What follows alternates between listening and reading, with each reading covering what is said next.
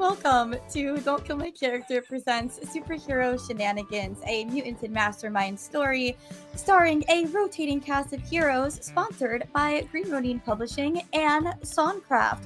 We're going to talk about our sponsors, we're going to talk about our heroes, and then we're going to get into some superhero shenanigans. First, I want to shout out Green Ronin Publishing, the makers of Mutants and Masterminds. I had my weekly meeting with community manager Troy tonight, and I'm just sending you all the heart hands. You are wonderful. And so is Green Ronin Publishing. They have lots of wonderful content, including Mutants and Masterminds, including 5th season, which you may also see on here soon, including The Expanse, which we did before, and a lot of you have been watching that YouTube video. It's awesome. Go watch more of it, including Fantasy Age and other age systems, which you might also see here more in the future. And when I talk about the future, is that future 2026? Is that future 2027? I don't know. As long as you guys keep watching and these people keep showing up, we're going to go for as long as we can.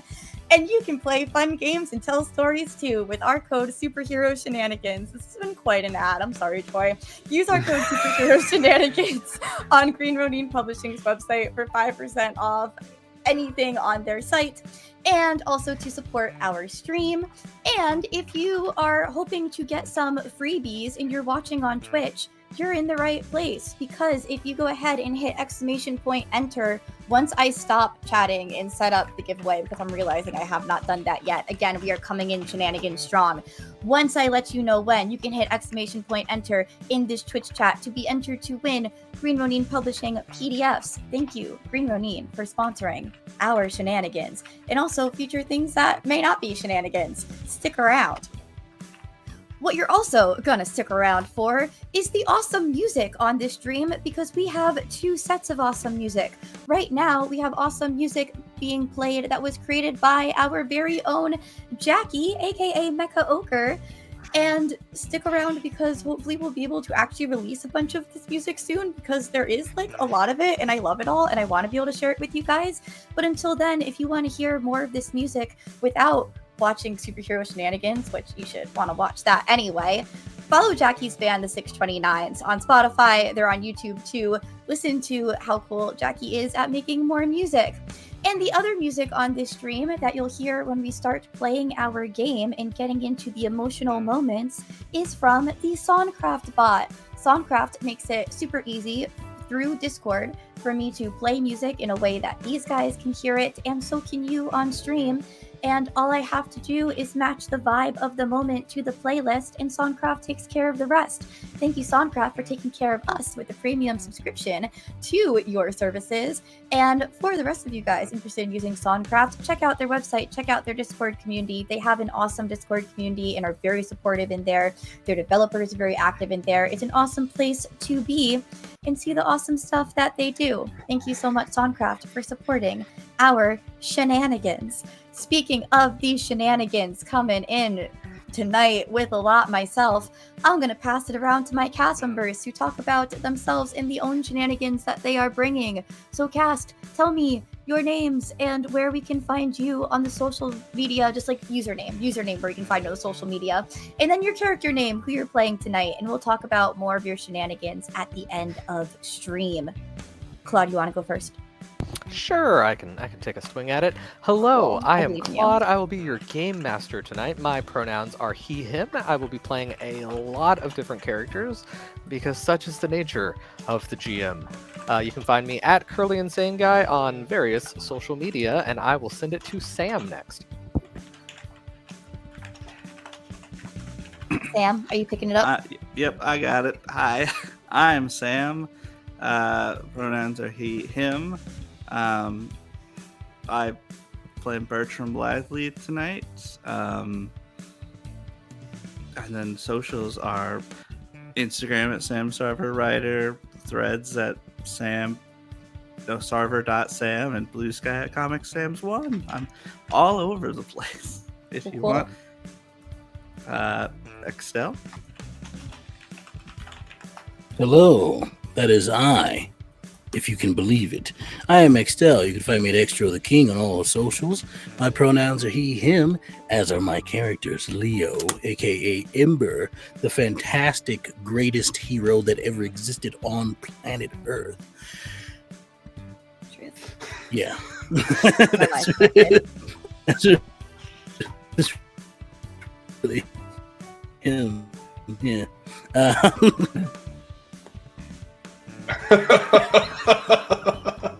All right, I'm Grant, he, him, and at Nerdith on most socials, and I am playing the lovable but broody Travis, aka Revenant. And I will go to, I think, Shannon? It's me. Yes. I am Shannon. She, her pronouns for both myself and Raven, aka Raven. Yeah. We love a character secure in her own identity. Couldn't be mine. Exactly. Yep. I'm Imaginif and Imaginif Media all over the place. Thank you. Jackie, have you gone? No, I have not. Hi, Go, Jackie. I'm Jackie. I'm Jackie, and my pronouns are he, him. And you can find me where Kate just said you can find me and my music. And I am playing Gabe Kano, aka Mecha Ochre. I don't know why I whispered that. Anyway. Yeah. Like, Gabe's not a secret identity hero. His secret power is ASMR. Yeah. Back to you, Kate. Thanks. I don't know if we're actually picking up on stream when you whisper like that. So just heads up there. I'll check those volume levels in a moment because I am Kate, aka Kate the Great Cosplays, and the producer of Don't Kill My Character. So I'm also running the text, doing the things, and I'm playing Tracker tonight. Both Tracker and I use she, her pronouns. Tracker also uses the name Marley. Lots of names, lots of fun, lots of hats, lots of roles, lots of shenanigans. Speaking of shenanigans, you can be involved in our shenanigans as well if you're watching in the Twitch live chat. Use those channel points to get us hero points and +2 circumstance bonus and +5 circumstance bonus for our Mutants and Masterminds game. I am also in the process of moving some redemption things over to our coffee page. We are raising funds for as much of our cast to be at PAX Unplugged as possible so we can do definitely a big group hug, if not some more content. You'll have to stick around and check out our socials, also linked in the chat below for updates on such things. But if you are able to support us and our efforts to be at PAX Unplugged and tell more stories, please do check out that coffee page. And if you are supporting us on Twitch, we have a bunch of new emotes. So go ahead in that Twitch chat, and if you are a subscriber, enjoy emotes for, I think, all of our superhero shenanigans characters are in there. And we also have some emotes from Sanguine Scourge and some past shows. So enjoy those and have fun. And a few of them are animated. Yes. Okay. I am done. I am ready to pass it over to Claude to pick up this story. Yes, I can hear you and I can see you. Amazing. Oh my Talking gosh, is what both of brought the you to things. life. That's why I talk nonstop. Get it? You have revived me. It's actually, I'm actually like a shark. When I stop talking, I cease to exist. I don't think that's exactly how sharks work. They don't Okay, sharks, it's like if they discorporate swim, entirely. they Yeah, die. but they still exist. Just not in a state of It's living. something like I think, Also- therefore I am. If I don't think I am not. If I don't Then talk, I have I am never not. There's something. existed, I'll actually. think on it while I pass the reins to you. Save me from myself. Okay, I'll try. So, when last we left off, the gang, a portion of the gang, because this is a rotating cast and there are many people involved, they were rushing to chase after one Ida Merritt, who was previously being taken care of by Bertram and his wife Virginia. She seemingly turned into some sort of fire demon and flew away. They tracked her to a warehouse where a ritual was being performed by the cult of Eris. And as it was wrapping up, Bertram was able to interrupt with his boomerang. Marley then jumped into the dreams of Ida Merritt, and Bertram followed along with a surfboard of some kind. We'll find out how exactly that happened in just a moment, but we will stay outside of the dreamscape at the very start and go back to the warehouse where Revenant and Ember. Why did I forget Ember's? I wanted to just call him Leo, but you're full Ember mode right now. As they are facing down the cult of Eris and the creatures that seem to be emerging from Ida Merid's body? Question mark. She is floating there mid-air, and these beings are kind of splitting off from her, not physically, but like you see them come into form right next to her, and there is the aforementioned flame demoness, and then there is the large purple hulking figure. You also see what look like other unrelated arms starting to kind of form, as if there is a veritable deluge of these wanting to emerge. The two of you. Oh, do I still have your initiative from last week? Probably not. I hope so. It 2 was a weeks good ago. initiative for me. It was a good initiative. Come on. I don't want you to lose it. Hey, I got it. We're here. Still have it. So, Ember, it is not your turn. It's the demon person. I'm so sorry. Dang It was good, but it was second still. Yeah. I'm just Rip. keeping you and Revenant on the initiative with the baddies for the moment, because the dream team, as I will call them for the moment, are Teamwork makes the otherwise dream work. occupied. So, this flame demon, still not super aware of who Ember is, goes ahead and points a finger at you and issues a bolt of flame in your direction. It's pointless She for must me not to know roll about for me. it, as you are immune to this fire. It looks spectacular, Oh, am though. I? Oh, lovely. Yeah. The flames strike you. It makes the whole, very bright display of the flames hitting you. The impact happens and kind of like bursts off of you, but you are unharmed by the flame. And it goes to you. I just will wipe off because I'm just wearing normal clothes. So I are. will like pat out some of the flames on my clothes. Actually, I believe I'm shirtless at this point. So I think you did show up to the warehouse shirtless. yeah, so If not, this would have rendered you shirtless, so there's no art discrepancy in I'm this comic frame. So you're fine. You're fine.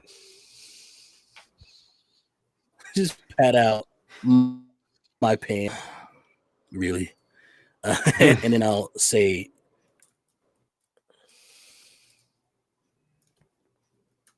how many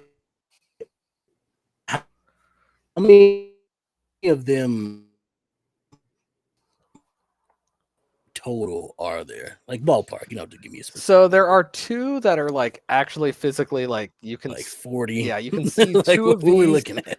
with Ida floating in the middle, but there are these 2 like definitely enemies. Ida looks probably unconscious, definitely not controlling what is happening right now from appearances. And then there are like 3 cloaked figures in the room. A couple of them have just been disarmed of their ritual materials because of Bertram. And yeah, otherwise, 3 ritual guys, and currently 2 of these beings that have formed. Okay, then I will say, after I say that, Revenant, Mhm.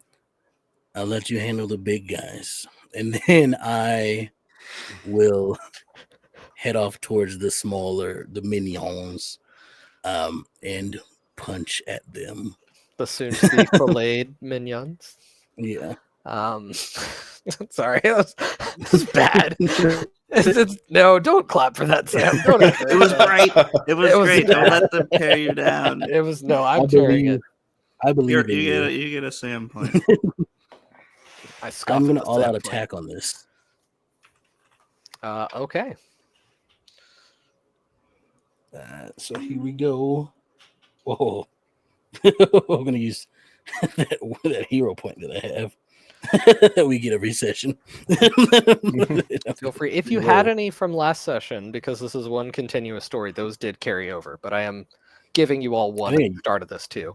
Actually, since we're bookkeeping that at the moment, Bertram, you do get an additional one, because even though you interrupted the ritual, I kept it going with some extra stuff, and so you get a hero point because I somewhat thwarted your efforts to thwart my efforts. Okay, if I remember right, rerolls work if you hit below 11. Yep, 10 or lower. You get You an add extra 10. you add- Do we get a cool stretch? beans. So We did. We got to stretch and we got to hydrate. Oh my goodness. Thanks, Siege. keeping us Definitely did not Humble. spill water on myself while hydrating. It's fine. Don't worry about it. Don't worry. My attack modifier, my unarmed. Yes. Okay, cool beans, which is now an 11. So that's a number. 20 something. Oh my goodness. Yes, more than enough to hit. Any 20 some odd something number. is fine. What is the 25. damage on this? And you're just doing a single target punch right now? Yep. And this is DC 29 toughness. 20. Oh, that's right. You were already pretty I'm at amped up. stage 3. Yeah. Oh goodness. So this is a punch. You send him flying backwards with a punch, kind of sprawling across the floor. And if you have takedown 1 or 2, the chain can begin. I do have takedown 2, and that's what I was hoping for. Okay, here we go. All right, so it's a punch right to the face, sending him flying. Onto the second one is an uppercut to the gut. All out attack on this one as well, and that's going to be in a 6+. That's a 17. 17 total. That actually still hits. Yeah. No, that Thank actually goodness, sounded DC. like a dig. It wasn't. It does hit. It's good. No actually needed there. Why did I qualify it? It's okay because it was a low roll for me. It was indeed. It was just such a drop from the 29. last one. Yeah, this guy fails even harder. He doubles over immediately with the punch. It's one of those very satisfying. You lift him off the ground and then drop him, and he's just a sack of potatoes. And if are there still more? There is still one additional minion. And then this one is a front flip kick to the top of the head. I'm great. And it makes this like wheel of flame as I do it too. Sick. It's really good. I can imagine that. As a fighting game enthusiast, I can see it. We're all out attacking on this one. That is another 17 because I rolled another 6. Well, they share stats, so the last 17 that hit, it will hit again. And I know the DC at this point. Yeah, it's a long shot for them to ever make these with a solid roll, but this one fails again against that 29, and you drop him. You can actually keep the chain going once more, but there are no more minions, so it stops here, but you do get that one last attack. If you want to go after one of the large lads. Yeah, I'll take the biggest one. All right, good choice. And I think it's as I land this kick on the top of this person's head, I also step off of it to leap up. To bounce. Oh my gosh. Use them as a platform. That is not only super painful, but just adding a little bit of humiliation into it. I have to. I respect your game, sir. And I will it's a spinning roundhouse. Again, a wheel of flame around him, almost in like a little tornado as it like kind of exudes from his foot. A wheel of flame. All out attack. That's gonna be that plus 11 is 24. 24. Math. Yeah.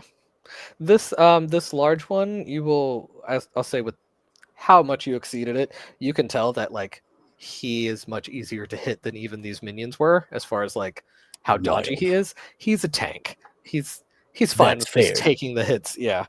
All right. So versus 29. Sick. You bounce off of the last one, go flying through the air to crash down on this guy, and he just absorbs the hit. And There's kind a of big grin growls in your direction. Yeah, you're both smiling at each other. It looks like y'all are going to have a very fun brawl. He is It's- huge purple guy, shirtless, with like torn white pants, and he's got like blonde hair, very shaggy looking. And that takes us to It's Revenant. All Might versus the No knows what this is. A little bit. I don't want to say it's exactly that, but there is no visible brain, so it's fine. Revenant, you are muted. Oh, I am. Never mind. So we have the demon, and what was the other thing?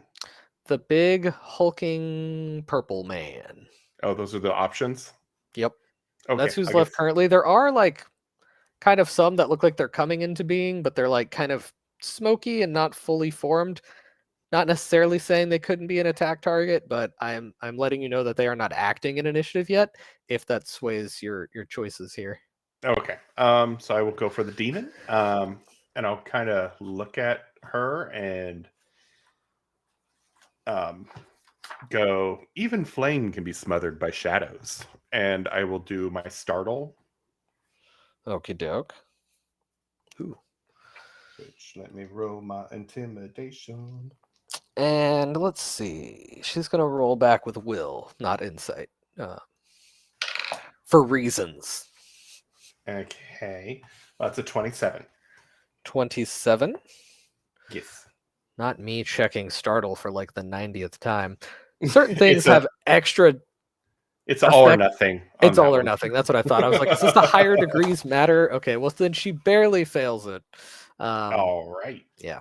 And then I will use a hero point from Devious last game, and do a power attack. I think is the one I want. All right. Yeah, power attack, full blast. Which do I have the right dice? Yes, I do. Okay. And I'm going to use another hero point because that was a 1. That's just sad. Whoops. Yeah, I don't think that would make it. No, Especially with that -5 from a power attack. right? Okay, and that one's from Zeb for last game. Let's see.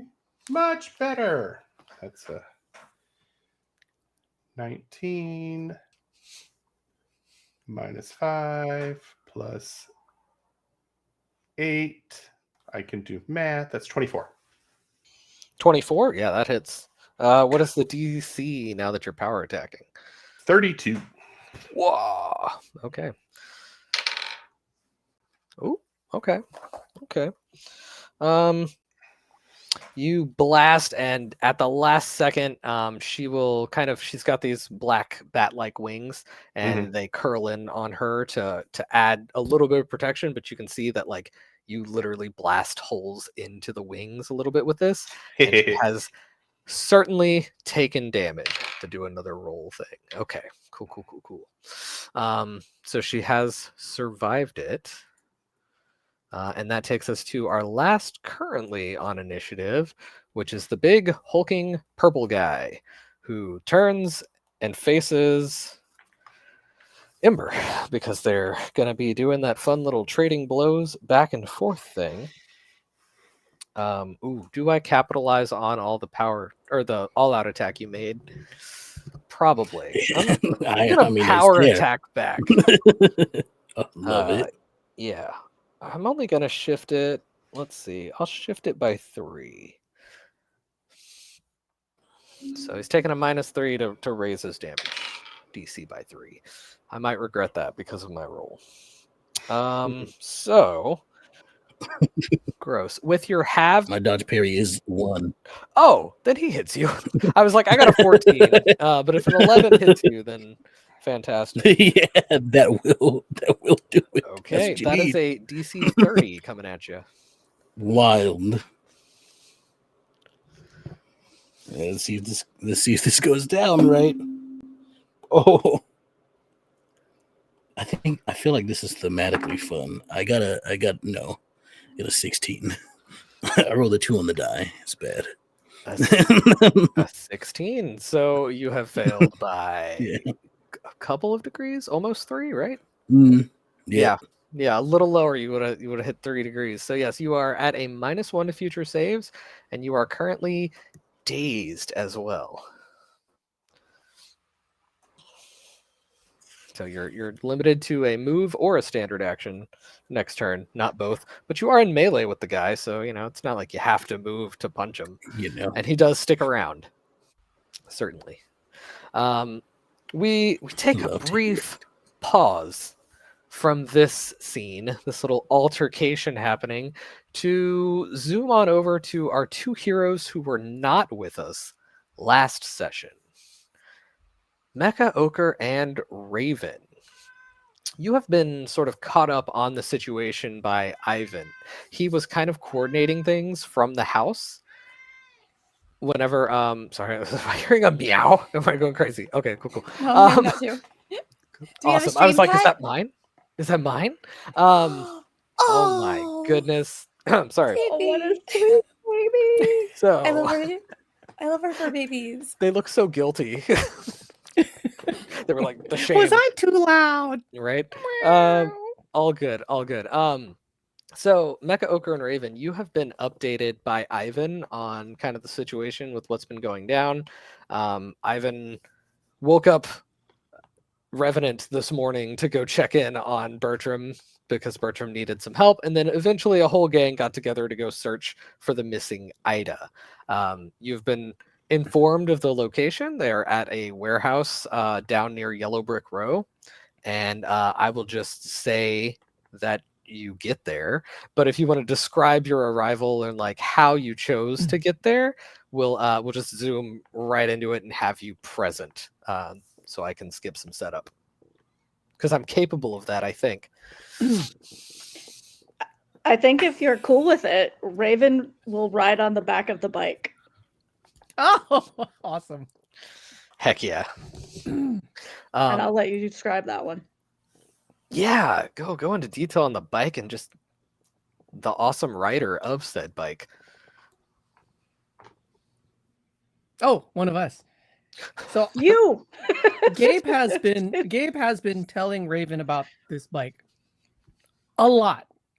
So much so that while you all were away, she was doing some kind of thing in her lab, and she's asked me if it's time to watch over her body for some reason, and I was in there just kind of watching her sitting, standing, doing nothing, and I told her about the bike the whole time. I don't think she heard me at all, but finally she relented and let me use the bike to take her to somewhere. So you have to picture the bike. It is kind of this old sort of what do they call it? Muscle bike. It's patchwork. I've done lots of different upgrades. Some look very mechanical, some look a little digital, and let's go. And I was surprised when she gave me a look.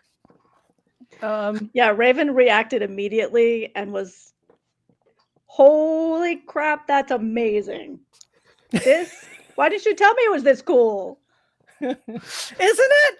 And I just so really cool. glow. I'm like so proud that she really likes it. So like, well, come on, let's take it out for a spin. We'll head out to the rest of the gang. And we get and a I few imagine like panels. the day that ahead. you first show me this bike, we like drove around the city and took the bike in like all of these different places and just kind of went wild on all these. How fast can it go? Like, what's the handling? Like, we just had a blast with it one day for like a couple hours. Yeah. So yeah, we get a few awesome panels of the bike and its approach to the scene. When you get to said scene, you were able to like get a whole gist of the place. It's an empty warehouse, which comic book cities have a large amount of for seemingly no reason. But yeah, abandoned warehouses. There is like one van outside, no one's in it. It looks like it hasn't been used in a bit. There is like a hole in the roof. It looks like the building itself has taken structural damage. Probably some villain or something blasting a hole in it. Surely a hero would not cave in the roof. And other than that, the thing that would catch you as you're going inside, if you're rushing up to like the door, there is in fact an unconscious Marley near a window. On the inside or the outside? The outside. Quick question for Kate. Did Marley like sit down before, or did you just kind of like look over? Because normally you just do a little blast, but you threw yourself Yeah. into a dream, so I don't know how prepared you were to I then don't- fall to the ground. I don't think she would have been prepared at all, because usually when she does like enter manipulate dreamscapes, she is still very much in her body, so she stays standing. She's never had a reason to sit down before this happens. So Ooh. yeah, So she would Marley not has- have she would not have been like, let me take a seat and do this. She would have been standing and staring. Just doing her normal thing. So Marley Yeah. has fallen to her knees in the Arby's parking lot, and just getting right outside the In window. the nondescript No, this store is parking lot. outside of the warehouse, looking in. I guess you I- can't tell that she was looking in because now she's laying on the ground. She looks unharmed, so it's not like, oh my gosh, we walked up and Marley's clearly been knocked unconscious, but she is unconscious outside.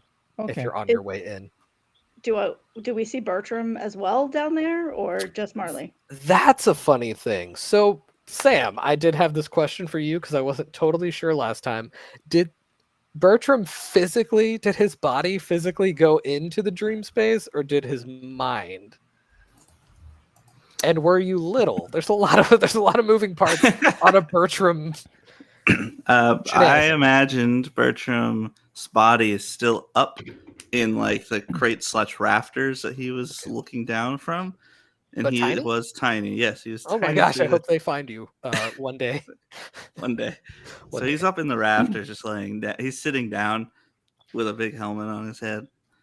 Has like So a- when he, you like- when you get yeah. into the scene, you would not see a Bertram, but that's kind of normal for approaching a scene. When I see, as the bike pulls up at pretty quick speed to the warehouse, I see Marley, and I immediately just jump right off, and the bike continues to go forward past Marley, so I can go check her out. And then I realize what I've done. I will. Yeah, I've already I say, regained "Raven, it'll cover stop. of the It'll bike. park itself." Yeah, and I'm basically flying while I'm doing this because, Ah, and nice. then Just in stop. case. Yeah, and then stop. Good call. Off to the side as I look That's over at you, like, what the hell? So yeah, you're able to not even need a medicine check for this. You can just kind of take 10 on it. You can tell she is like asleep, essentially. Not like knocked unconscious. I guess there is it presents differently, we'll say, medically.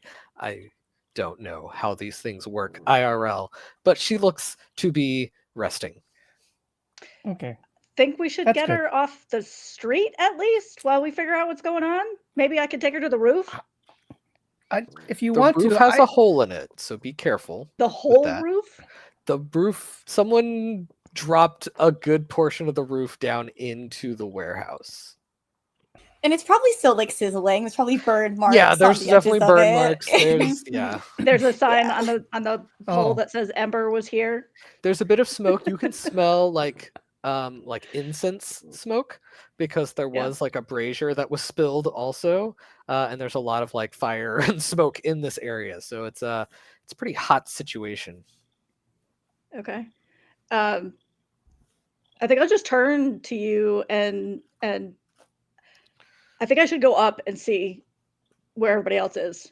Do you think you can I'll maybe find a spot to bring her? I don't know what's going on, so I don't feel know. like there's probably Is there a window near Marley I can peer into? Yes, she was. It Okay. seems like she fell right in front of a window, actually. Okay. So if you were So to I'll say, stand well, let me- atop her and look in, or I'll just say, near her. let me. I'll watch over Marley, but I don't want to wake her. I've gotten in trouble before waking her no, up. we don't want to wake her. I few just times. don't. I've just never seen her do this like in the middle of the wide open space. So this feels a little off to me, and yeah, I just don't want her to be taken out while we're off fighting. I'll watch over her. I'm gonna take a peek through the window and see how the gang's doing. If I can see anything. All right, I'll get a perception check from you, and if Raven is floating up to take a look, I will forego the perception check entirely and let you do an expertise magic one, because there is magics afoot in this place. Wow, that was Multiple a magics. terrible Magics effete, one roll. might say. But That shouldn't. was a terrible roll, but it's still a 19. That's great that a bad roll could be a 19 for you. It does Yeah. appear that Ida, who I don't believe you were able to meet, but she's been described to you and you've seen pictures of her from your security footage and stuff. Like Ivan's like at the end of the day would review who has been in and out of the house, so you've seen her face. She is floating, apparently unconscious. There is like smoke billowing out of her body from what it looks like, or like around her body, and there are various forms trying to take, I don't want to say take form, trying to become solid next to her without being too repetitive. And there are already two beings that are fighting some of your allies. And yeah, right now you just see Revenant and Ember. Why do I keep losing your name today? My brain is bad. It's okay. Bad place to be.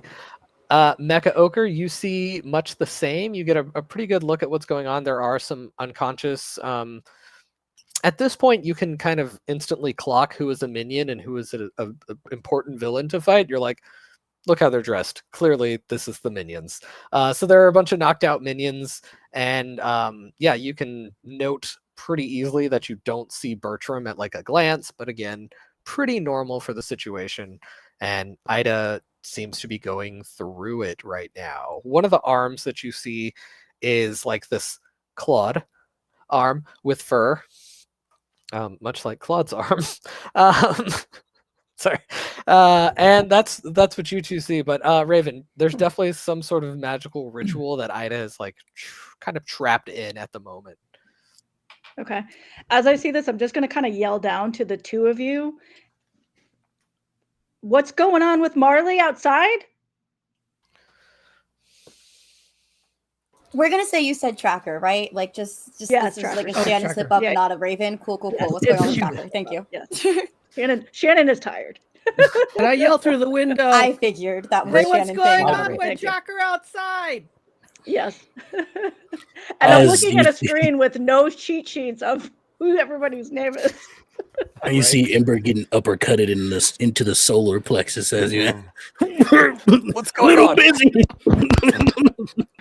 Need And I- help though. Yeah, I'll just yell out brain things. She's fine for Yeah, I was now. gonna say Alright. for a refresher, I think Marley did give a warning that she was hopping into a brain before she did Yeah. so. Okay. That's what I was looking for, and Yeah, I think I every- would know. Raven would know that. So I'm gonna look for a spot where I can not be in the middle of combat and be seen. So I'm either gonna go back up onto the roof away from damage or whatever, but I'm gonna find a spot where I'm not gonna accidentally get hit. There's a Um, spot that was more like in a corner that didn't collapse down with the piece of the roof that fell, so you can sit there but still have a pretty good sight on everyone. Perfect. So I'm gonna do that, and then I am going to astral project into the body, essentially, All right. of this Perfect. floating body. And yeah, this is like a slight spin on your normal astral projection that involves Yeah. a dimensional aspect to it, which is an extra. But because you've been researching this, I'm not charging a hero point or anything. You're just gonna get to hop in. And we'll pick up This with is that. why you talk to your GM before you go Before- on stream, guys. Right. I can make plans. Yeah, so you're able to hop into there. And I think we will jump into that mindscape where we left off. We join That segue. Ida Merid, dressed as a timid librarian, as that is indeed what she usually is, in this vast hallway. It's almost like it looks like a labyrinth with big bricks, like dark brick stone everywhere, dark stone bricks. I can put things in the right order. And she is standing there before Marley, and also the recently surfing in Bertram. Give us a quick refresher on what your arrival looks like, because we stopped right there last time. Yeah, kind of growing out of nothingness but moving is just like Bertram on a surfboard essentially, and he has like a helmet with like a satellite dish on it that slowly like fades away as he's coming in, and he sort of hops off the surfboard, and his whole outfit starts changing too at this point. And like instead of the mask, it's like some sort of paint all over his face. And like some of his outfit switches into just like a white button up shirt and like some khaki pants, but there's also like a bunch of like naturally like nature formed uniform. It's kind of very similar to his superhero outfit, but it's very much like plants and leaves and such. Whereas it looks very much scavenged outfit. And since this is the dream and people kind of like change how they look on this, Marley, I'm assuming masked because you would want to protect your identity in someone else's mind, but the rest of the outfit, what is that? She does have her mask on, her tracker mask, but she's wearing a combination of the super suit that she designed with Leo, which she has not received yet, and also the outfit that she would have been wearing during Book of the Eclipsed series, which if you haven't watched that side story, go watch it. So it's like brighter reds and blacks in color, more vibrant and more bold than what she normally wears. And she'll look at the Speck arriving. Speck, how did you get in here? Helmets that bring me into brains. Ida looks at you too, and she's like, "Oh, this is not good. We need to run before they find us." Okay, who are we? We'll run. Yes, let's run. Can we talk while we run? Who are we running from? Let's start. Follow me. I'll explain on the way. And as she starts running, Raven appears, astrally projecting into the space. Ida straight up screams because another person has arrived, and she hasn't met Raven yet, so there's no familiarity there. Raven, when you arrive, whatever you were wearing, you can choose if it has changed at all entering the dreamscape, or anything you want. You can go all out with this. Dreams are fun like that. Dreams are fun. Yeah, I think Raven comes in very misty, like not even full, solid appearance. Comes in very mist-like with the traditional, snake motif that she's got going on, kind of like doing swirls around with the shield up, the shield of snakes. Hints of gold, hints of red, and the black bodysuit type vibe that she's got going on. As bright as Tracker is probably how dark Raven is in this. So you'll see that that contrast for sure. And then the swirls of mist will then more solidify as she sees everybody else solidified, to where I get into almost a complete form. What are we doing? I think we're running. Who are you? And she's looking over her shoulder at the same time. That's a friend of ours. You were in her house. Hi, Raven. That's Raven. Okay. Yes, I've heard of you, definitely. I've seen you around town. Not in my mind. Let's keep going. Yeah, this is a lot. Sorry to meet like this. You can come over for, snacks and cookies and stuff later. But like, as we run, what's going on? What are we doing? So we're trapped in my mind. They're doing something. That sounds like Saturday for me. Out there and releasing I don't know what to call them. I've created these. These are my imagination given form, and they're supposed to just be in here. And I guess, sorry, it's all coming back to me. One of the people I made in my mind, who can occasionally take over my body and transform to be in the physical world, bear with me, this is a lot. One of them is a psychic, and I had them make me forget this was a thing because I had it under control. And now it's all coming back. So there are more of them. They're very hostile right now. They usually aren't. They've never been able to hurt me before, but they're chasing me right now. I think I've kind of lost them because this is my dreams.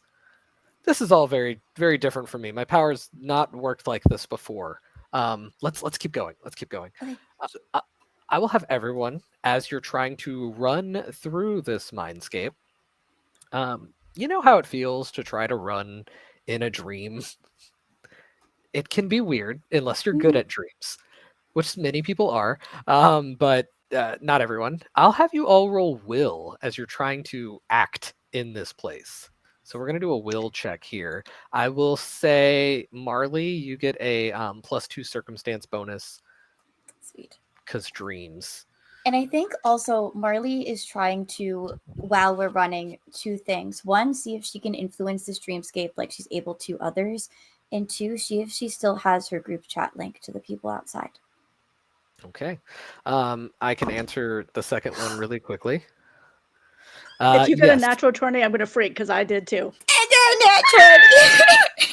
And then there's Bertram. I got an 18.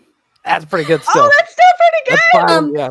Total. Natural 20 plus the bonuses I have. That's 34 total. 34 30 total. for me. You are not having trouble. Neither of you are having trouble moving through this. Bertram, this feels weird. You occasionally, like as you're stepping, kind of feel that you're a little outside of yourself watching before coming back into it. Like there's a weird, it's almost like buffering as you separate and then return to controlling yourself. Can I like hop on the surfboard? Yeah, you do have the surfboard, which is really fun. And I'll say with that, you're kind of willing it to move along as you go. So, Ida, while we're going here, now he's like a lot calmer because he's on a surfboard and just kind of floating by you guys. As is known to comfort people, being on a surfboard makes everyone calmer. Yeah. So now that you remember more things, right? The whole cult of Eris, he like conjures up the cult of Eris symbol. He's like, what does this mean? Anything to you? So backing up just a second, what are you? How are you, Marley? Trying? You said you wanted to test if you could control it. What are you trying to do specifically? I think the first things would be simple, just changing the look of the landscape. Like if it looks creepy, making it look less creepy, more welcoming. Like she's not trying to do anything big right now. She's just trying to make little moves to see if she can. And then that'll inform what more she tries next. Okay. For the little stuff, since you're starting off little, no will check or anything required. You are able to make slight little shifts. Basically, the very scary looking like gothic sconces on the wall with the fire become a little softer, like a little brighter instead of like the dark like gothic look. It's more of like a brighter metal, and yeah, your little changes, nothing like totally changing the landscape, but like as you're looking, you can see the shifts happening. It is kind of like slow and almost like it's getting repainted as you're doing it. Like there's a very artistic look to it. Raven will turn. Nice. Yeah, I wasn't sure if I'd be able to do that in here, but this is good. Knowing that I can. Bertram, when you tried to summon or conjure the little cult of Eris symbol, just roll me a will check. Could I potentially use my technology with the helmet? That's a good question. I'm still going to say will for this. But you're doing something minor. So this is going to be a pretty low. It's the same number. Okay. Same number. Oh, that's funny. You're able to, you're like, so the cult of Eris, and you summon it, and she kind of. Oh, I meant the bonus was the same number. My roll was a 24. Oh, yeah, then easily. You make it in very clear detail, super defined. Marley, this is a bit surprising. Other people can kind of shape dreams when they're in it too, with a little bit of effort. Does the group chat work? The group chat works. It's a little fuzzy. But yeah, I'll say it works because it's more fun if you're able to talk to your allies. And physically, your body and mind should still be close to them. I think that All very first they hand-wavy. would just, because you guys felt it like pulling away when Marley went away. So I think you all now feel the connection getting stronger. And she's not saying anything yet, but you can tell that she's like reestablished it. Not as strong as it is when we are in the same plane. Like Claude said, that fuzziness is there. But just that presence that you feel in your mind when group chat is there comes back. It does feel weirdly like far away. So like if you start talking, when you start talking back and forth, it'll be kind of like you're talking to someone at the end of a hallway. There's just a little bit of extra distance there. You feel like you have to raise your voice. And then for us, are we talking like too loud? You're like, I guess it would be a little echoey if you start using your mental chat in here. Everyone would hear it because your mind is like in her mind right now. yeah. It makes a weird situation for sure. But yeah, she's like, oh yeah, the cult. It's coming back to me now. So I started seeing that symbol in my dreams recently. In addition to where I found it on the floor, in the floorboard, the little note in there. I think one of the people that I turn into may have joined sides with whatever group this is. That would make sense. Alternatively, someone could have left that for you to see, and then your imagination would kind of go wild with it. That's a good point. So for a bit, I was in Aegis custody, and they were helping me deal with this. They have like a, I don't know how much I'm supposed to say about it, but they had like a psych division, basically, not psychiatric, like psychic division that was trying to help me. But I lost contact with them, or it was erased from me. I'm still not totally sure what their involvement was. Yes. Does the name Cochet, the Deathless, ring any bells or mean anything to you? No, sorry, I can't say that it does. What about the Eye of Chaos? I don't think so. Although eyes, I have. So that symbol, she says, pointing to Bertram's little floating emblem. That symbol had appeared on one of the doors in this labyrinth recently, inside of a circle, which is kind of eye-like. If that helps. Maybe we. Do you want to take us there? Yeah, we just have to watch out because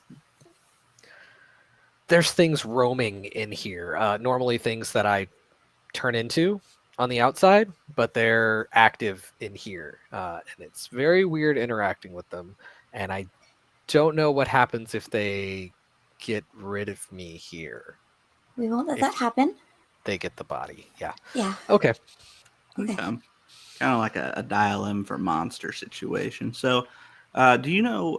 Sorry if I might. Dr. Lionel meme was that that related to the whole Aegis thing, or was that fully separate? They kind of brought him in to help because he specializes in like metahuman or people with powers. They didn't have like a psychologist on staff that they would have used, so they borrowed him and kind of brought him in to help deal with me. Okay, gotcha. And she's still like leading you. The hallways are like changing randomly, like she'll suddenly have to turn corners that weren't there before. It's like things are getting illuminated as you go, so like way ahead of you can't see it all. And then as you get closer, it's kind of like the little sconces up here, so you can see where you're heading. Bertram knocks on his head real quick. I don't know how he put up with this thing. It gives me such a headache. What is that? Sorry. I fought this fella by the name of Dream Surfer, and I took his helmet from him one day. I had to utilize it once, and now I kind of have it for when I need it. He's not too dangerous, but it's not ideal to have people roaming around, surfing around people's brains like that. Yeah. Oh, sorry. Just this way. And I'll have everyone roll a quick will check for me. Actually, I'll take perception or insight, not will. Perception or insight, your call. Unless will is better than either of those, then go for it. Perception, insight, or will. I'm Will super it is. generous today. 25. Ooh. 23. I'm going to use +5 circumstance bonus from Siege, so that'll make that a 21. 21. Okay, cool. Everyone above 20. So very nice. As you're walking, you all kind of like feel like something bad's about to happen, and you halt just long enough to where like a pit appears right in front of you that you would have stepped into had you not kind of had a weird premonition about it. And it looks like it just kind of falls forever. It's just darkness down there. You see like the edges of what looks like, more of a pit or like just another column that goes down into the ground. But yeah, it terminates at a certain point. That's just nothingness. It's like, okay, so I guess not this way. Raven is going to just kind of like float, like as soon as that immediately happens, and instinctively Mystic Blast down into the pit. Does it just disappear, or do we see it go down forever into nothingness? Basically that. It fires down. There's a loud kind of like, well, I don't know how noisy the blast usually is. If I had control of it, it would have been quiet in here. Quiet. Okay. Yeah, I'll say you actually will it to be even quieter than what it would normally be outside. Right. And yeah, you fire and you see it's the glow of the Mystic Blast eventually disappears. Just kind of flies forever. You never hear it impact something. And you assume it either fizzled at some point or it is still traveling. And is there any difference in Ida at all in how she react, like from right before it happened to right after? Like, did she have any control of this? Do we see anything, or do I notice anything on her? Good question. Hit me with an insight. I don't feel like I want to hit you, but I will. Hit me with an insight. Another little roll. That is 20. I rolled the 6. Roll My insight's really good. One of the guys. highest numbers. You did see her like she flinched just before, like basically how y'all all felt something was about to happen. Mm-hmm. She did basically a similar response to that, but it doesn't look like it was anything before that. She does seem a little taken aback by the fact that a pit has appeared, not of her volition. Mm-hmm. So she's looking around. I'm not sure which way to go, honestly. This has never looked like this. What did you feel right before that happened? Danger? Did you Worry? think anything? Were you thinking of something? I was just trying to think of how to get to that same door that I saw previously. Ida, we both have the ability to affect dreams and make some of our thoughts and other people's thoughts realities. So I'm wondering if maybe we can work together in here on this, trying to shape this together. And it seems like Speck and Raven can do this too. We can shape this together, and I've found that if I both want and need something to happen, it's more likely to happen. So if we can express our want and need to find this door, And I'm also going to spend a hero point to make this an inspire. And if we are trying this, we're all going to have a +2 circumstance bonus to it. Okay. If I also could, is this? And that kind hero of point mine? is from Zeb. Thank you, Zeb. Thank you, Zeb. Thank you, Dad. Is this the kind of mindscape where if we broke something, it would be hurting your brain? Some mindscapes I like that, where you damage the location, you hurt the person. Do you know? Have you ever tried? I don't know. Okay.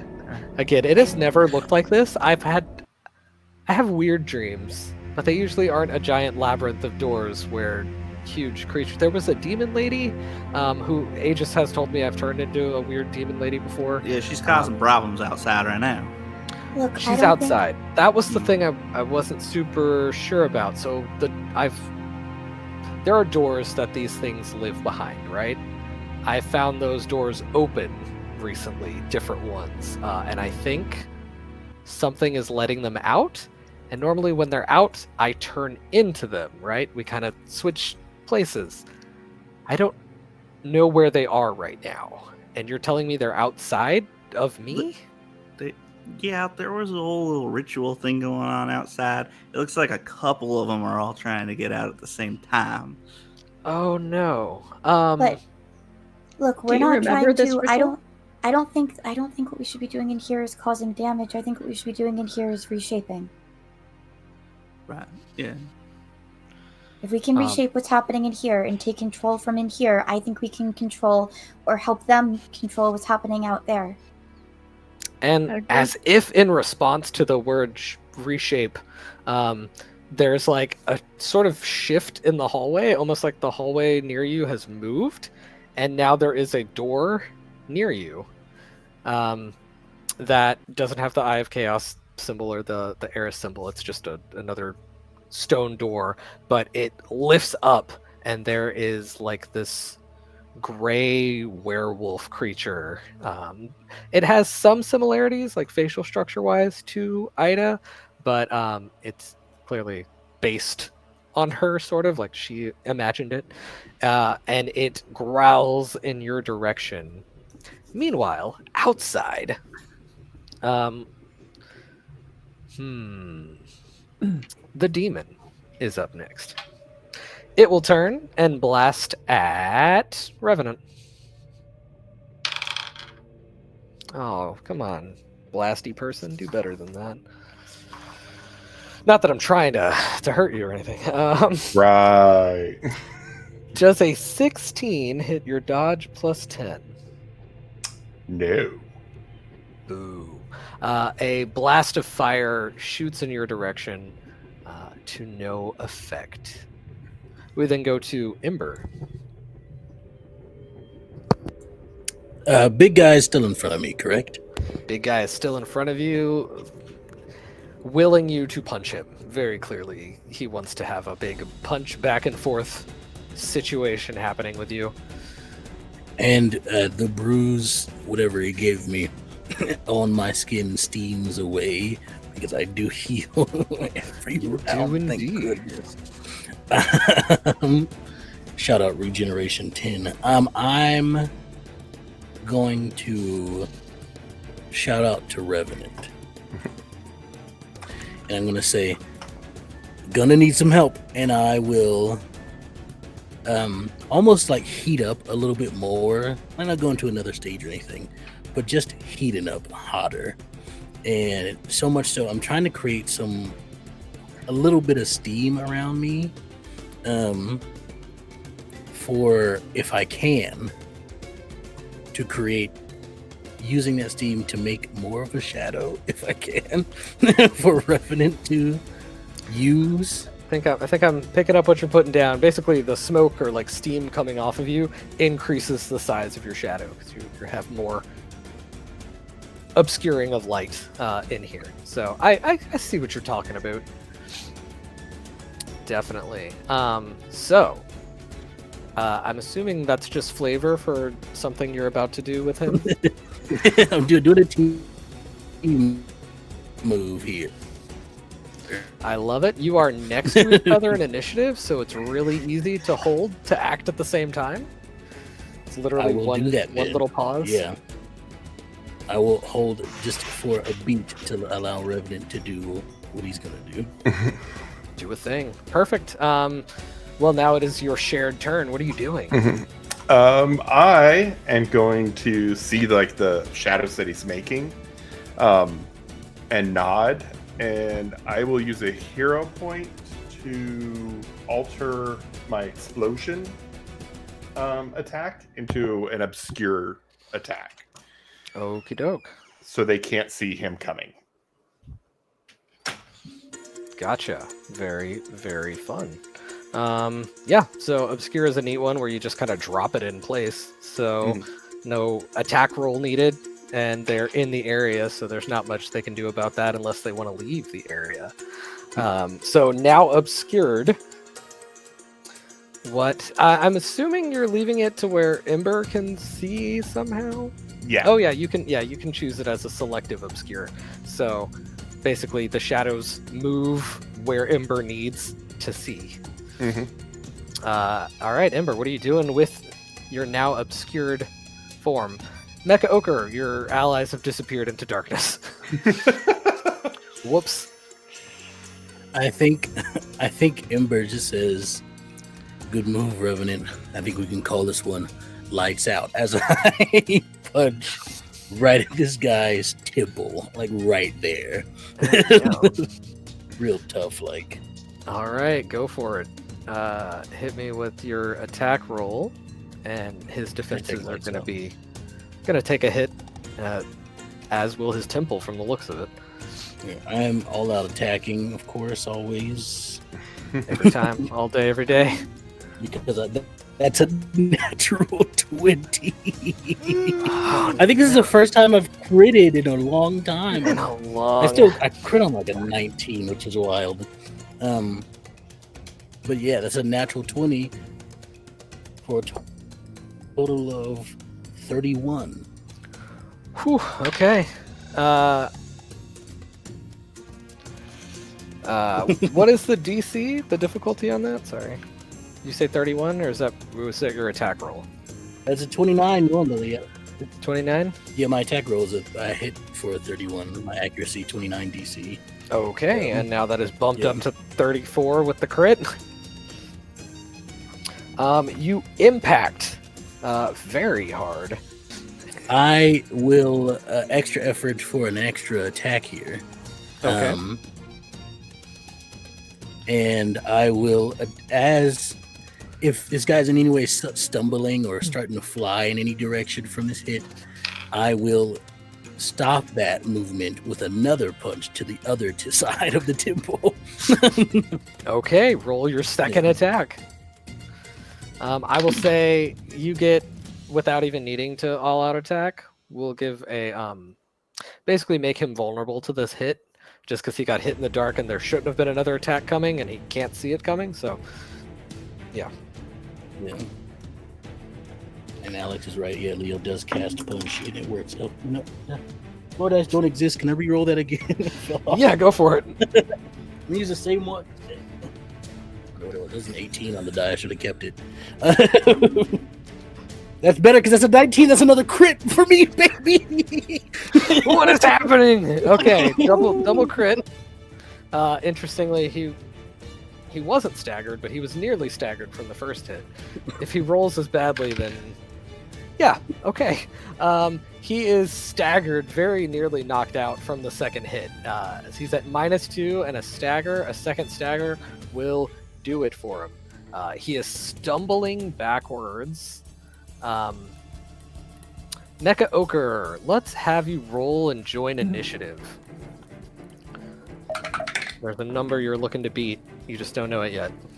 I am looking to beat. Where's my initiative thing?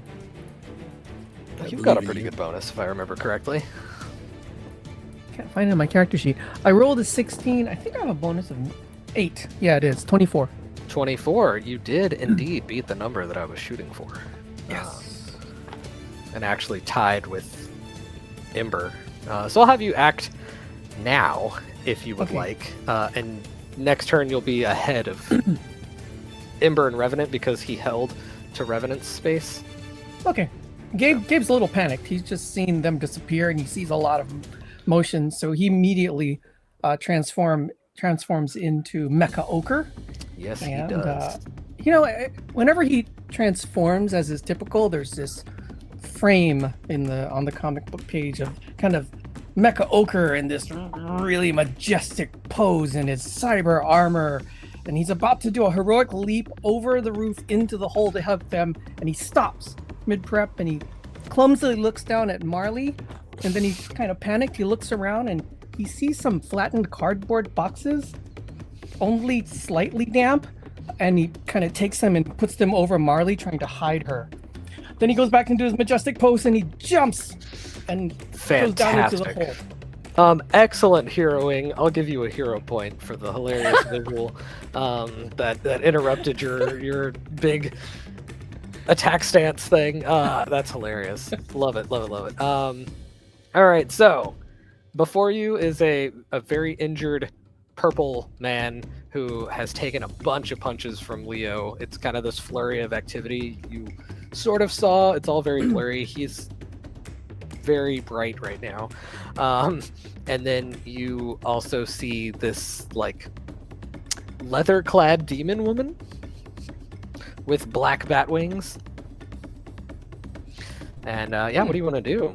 I think as I'm kind of coming in through the hole, I can at least see the shapes. If I can make out Ember and Grant and determine that they're fighting with the purple guy, well, I don't know what color he is, then I will attempt to just land right next to him and kick him as I'm landing. Yeah, okay. Go for it. This is kind of another surprise for him because he's not seeing any of this go down. This is big. Oh. Attack bonus. I can do math. Oh no, it's not that big. 20. 20. That's a hit.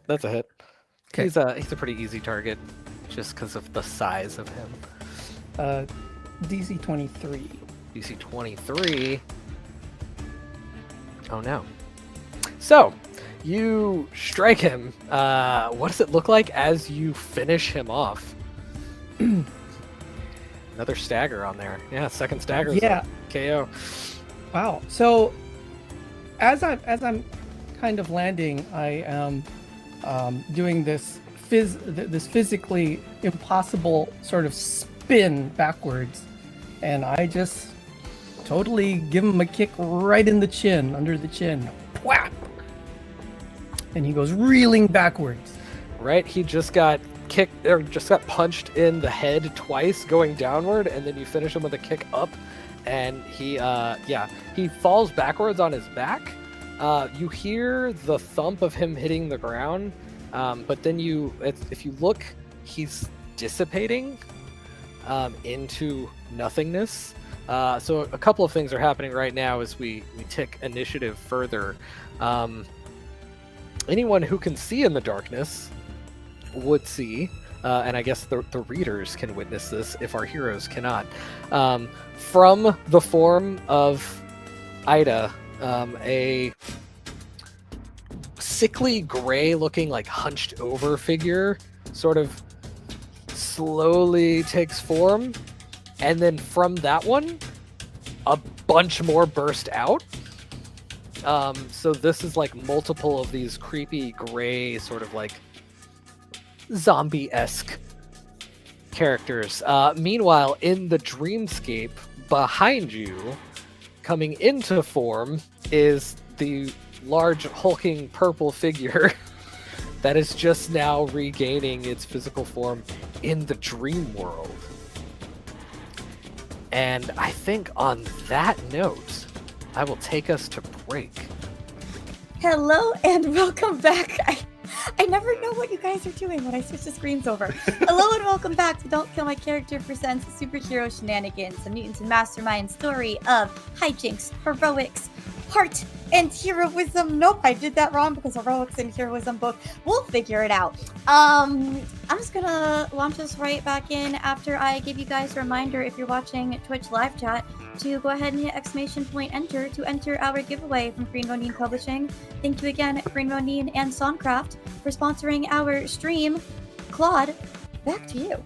Hello. So, when we left off, the enemy that was defeated in the mortal realm appeared, still kind of very messed up, in the dream realm to catch you up on everything. As he arrived, Marley, your mental sense, both from the door where the werewolf type creature has emerged, and also the purple guy, these have minds. You are sensing other minds in here. They are, in fact, independent creatures, which is interesting and noteworthy, that these are like actual existing beings within Ida.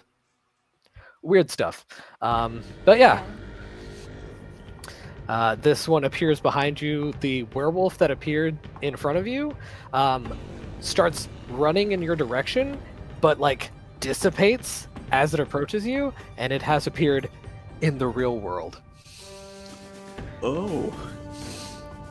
Yeah, it's interesting. Also, the hallway, if you look down, there are indeed many more doors, and there are a lot of sounds of things trying to open said doors. Ida looks pretty freaked. She's like, I think this is the right direction. I'm super turned around right now. I don't know if it's become less stable since you all entered, but I hope this is the right direction.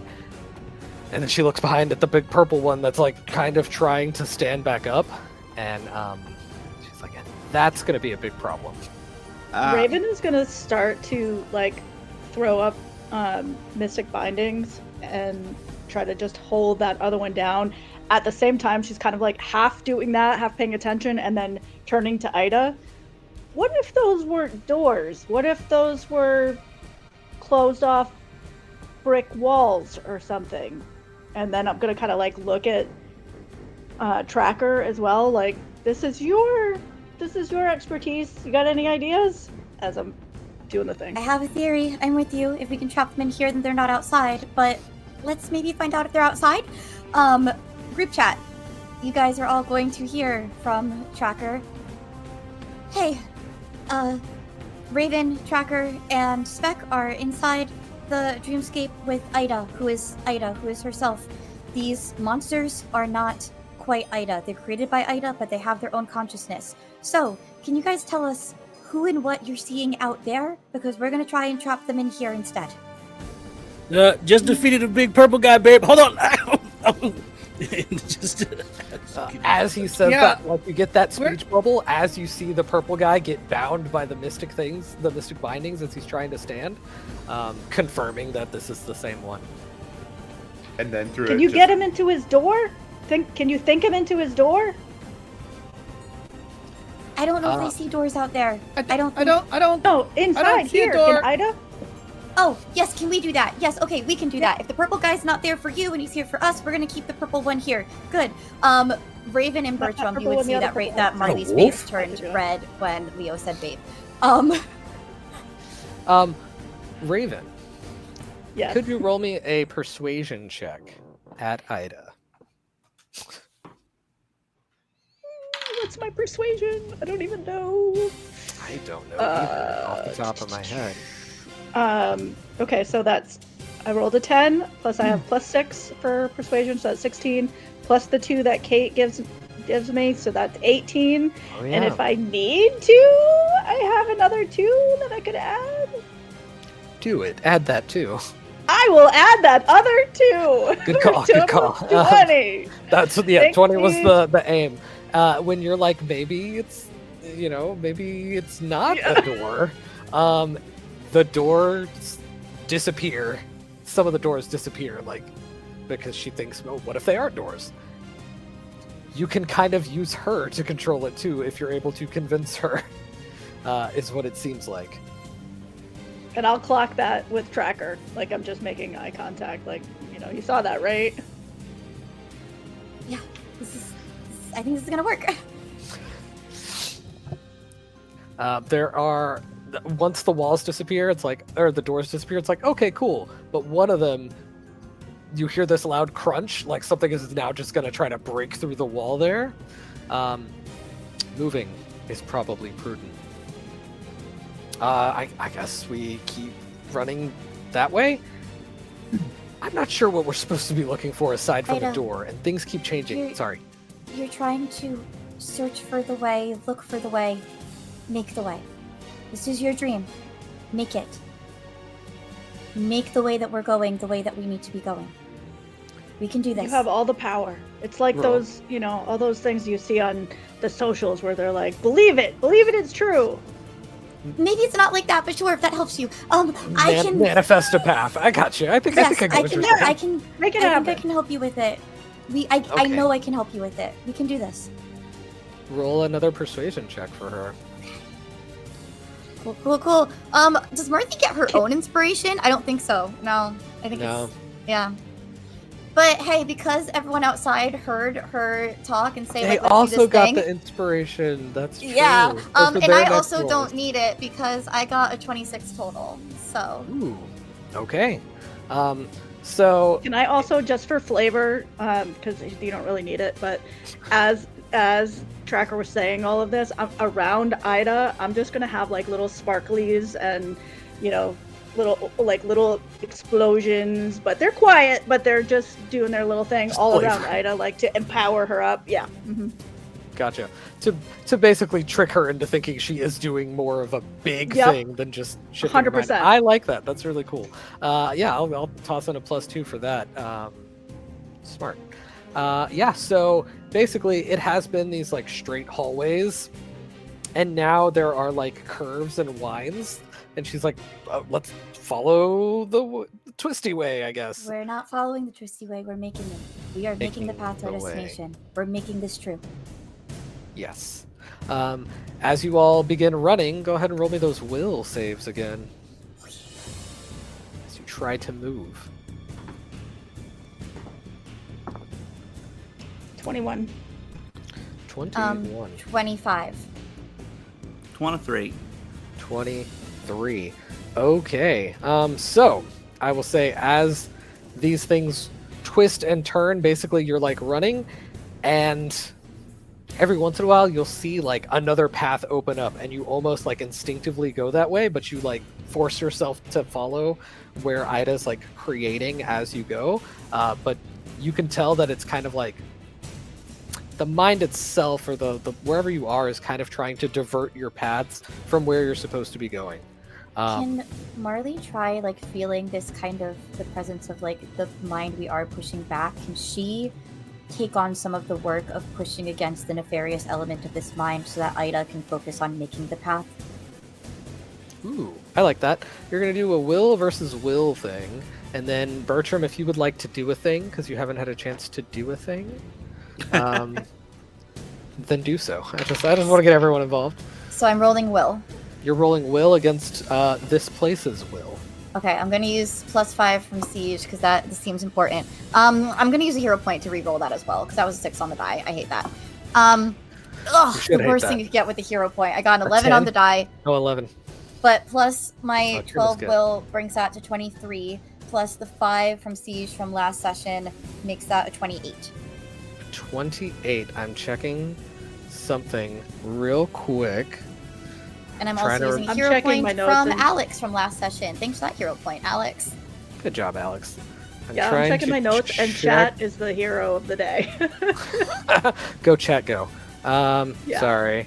There's where I've decided to pull a number from is hiding from me. Okay. You attempt to push against the will with your 28, and basically you feel evenly matched with whatever's pushing back in your direction. This is a tie with what it did against you. You can feel something pushing back, and it is another mind here. So it does give you that little bit of info. This mind feels ancient and incomplete. I think yeah, Marley would just say, "Who are you?" And as she meets that tie. There's a cool eyes widening shot. Who are you? And then we cut back to the outside before you get an answer, because pacing is important for comic books, and that's what we're pretending this is. So the big hulking guy is off the map. He is the lowest in initiative too, so that works pretty nicely. We circle back to the demon, who uses her demonic powers to extinguish the darkness in here. Basically. Yeah, she rolled heckin' high. She's power stunting a nullify on the darkness. So now it basically burns away the darkness, and that is her turn though. And that brings us to now the hero that is acting the quickest, Mecha Ochre. With the sudden extinguishing, you now see that there is basically like a zombie army, an army of like 16, so not like a full-on army, but yeah, the Horde is here. It's the fun little name I gave this one. Whoa. And behind them is a werewolf, question mark? But where's the demon? The demon is floating near the floating Ida, so she's also really close to you. You are all kind of clustered in one area. She's floating a bit above, so there's like, she's floating there, there's a bunch of zombies looking in your direction, and then you see like this big furry dude behind that. They were not here seconds ago. It's like they're just kind of spawning out of the ether. Okay. Yeah, I take a look. I see the demon immediately, and then I give a glance, and I see a lot of zombies, and I think to myself, okay, their turn will come, and I break out my staff, immediately break it in two, and I swing it out so that the tether stretches out, and I'm attempting to wrap the demon so I can pull them down to the ground, and if I can, right in front of Ember. Ooh, okay. Sort of like a trip maneuver. Sure. A little bit to Yeah. end up prone, basically. Okay. Yeah. Then just roll with your normal attack for that, and I'll treat it as a little trip attempt. Ooh, Assuming it hits. 23. 23 is certainly enough to hit, and I'll do an athletics to attempt to not fall. Bad roll. So you are able to kind of like hook one of her legs and not slam her down onto the ground, because it doesn't deal any like significant damage. She's able to kind of like guard herself, but she does end up prone, which means basically it's very easy to power attack her specifically. She's open to be struck. I yell, Ember, you're up! And indeed, it is Ember and Revenant's turn, as they are one on the initiative line. We are more than we are. And I will, what a reference! Love it. if you don't mind me going first there, Revenant, I will. Did I stutter there for a second? I feel like I stuttered. I will, upon hearing that, first use that hero point to not get fatigued or exhausted, whichever one comes first. Thanks, Siege, for that. And I will punt the face of this demon. Incredible. It's gonna punt. As one does. Yeah. Okay. Any special power attack or anything in the flavor of this? I am all out attacking, and that is a 13 on the die, so that's going to be a 24. 24 is a hit. DC 29. Yes, indeedy. Ooh, that is another fail and a daze. Also, she is still prone for whoever's up next. So let me add that daze on here. Revenant. It is Revenant's turn. I like the idea that we're all calling out to each other and we're doing cool stuff. And then you'll hear over the voice thing like, Tracker, it's me, Revenant. I don't know why you're asking who it is. And I'll look over and at Ember and go, thanks, babe.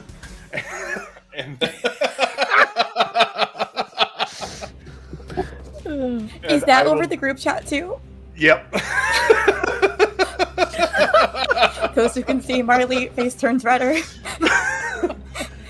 And I will do the blast, the normal blast against her. But in this, just to kind of look a little cool, it's going to come out from my back like wings and just kind of come up with little particulates that just slam back down into her. Ooh, very cool, very cool. And that is this is a very unique game. It's a natural 20. They are not meant to survive, clearly. Apparently not. Man. And I'll bump it up a 5, so it's a 32. 32, okay. 10 plus. And she's prone, so I don't know what that... I think that's just a hit, though, right? Yeah.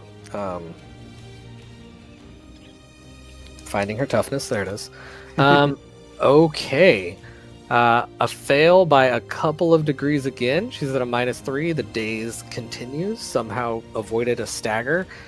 This is a tough little demon. Next up, we have a whole horde of zombies. They're going to group up and attack. We'll say, a bunch of them are mobbing Mecha Ochre first.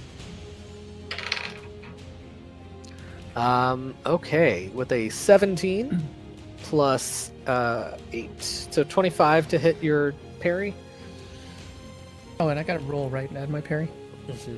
Oh no! It's just your parry plus 10. Oh, it is 21. 21. Okay, so they do hit you. It is a DC 20 toughness check coming at you, and then you're gonna resist a grab too. Okay. I believe in you. Toughness check. Nat 20. 24. 24 is enough to resist being grabbed. Yes. Well done. Basically, you're getting scratched at. They are swarming over you. I'm treating them with like mob rules. So they're going to get bonuses, and then that gets chipped down a little bit. Revenant, they are charging at you. Do you remember off the top of your head, did you go incorporeal last time? I did, as soon as we came in. Okay, I thought so, because someone fired at you and failed.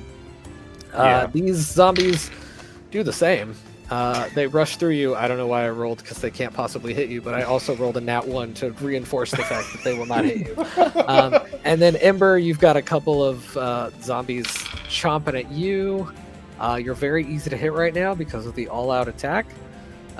So I know a 20 hits you. And then I need your DC 11. DC 20 DC 20 toughness check. And then a really funny thing happens where I have to roll their toughness for biting the guy that's on fire. Lovely. That is going to be a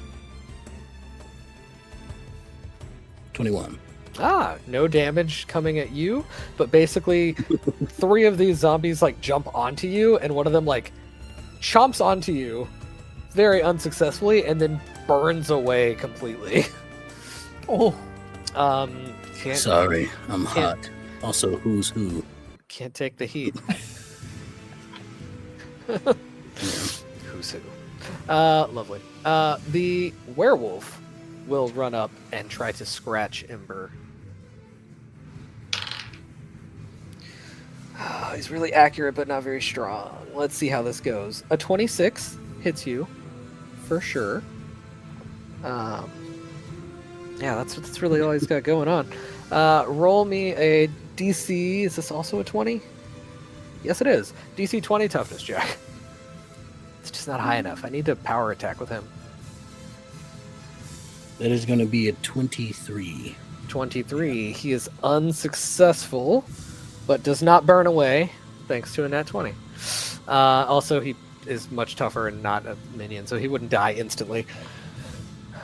Meanwhile, back in the mind, You ask who it is, Marley, and you get back into your mind, and eerily enough, sends it through the mind link to everyone.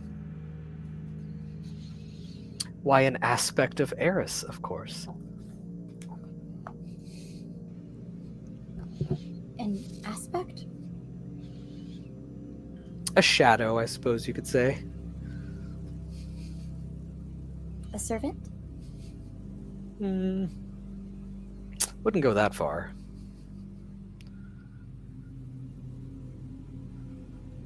Just a little bit of discord, chaos, a little bedlam that exists as a seed in Ida's mind.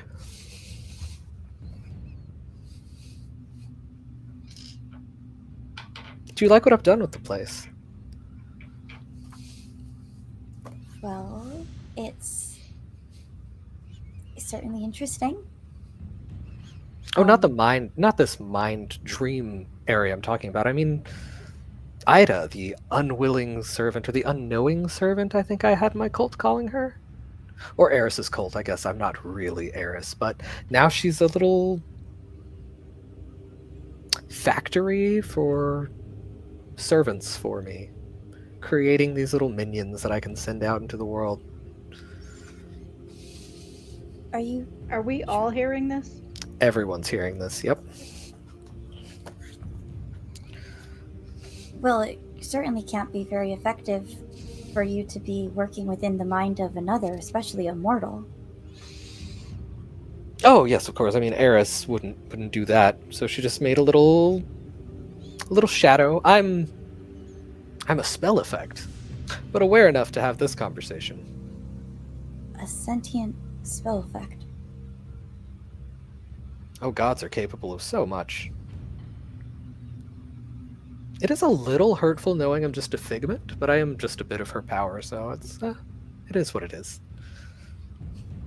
Gosh, for something as powerful as you, I'm surprised that you're willing to settle for this.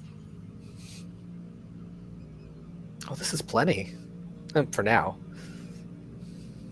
What are plans for bigger? How do you create bigger? It seems like you're just here in Ida. Oh, no, of course not. Many wheels turning, lots of plates spinning, as it were. Well, that's the fun thing about chaos. Just a little push and things spin out of control. Entropy is the state that everything returns to at some point. A little extra push to speed that up gets the job done. And the job is?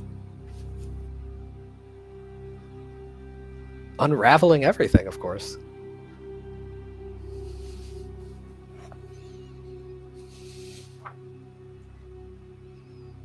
Well,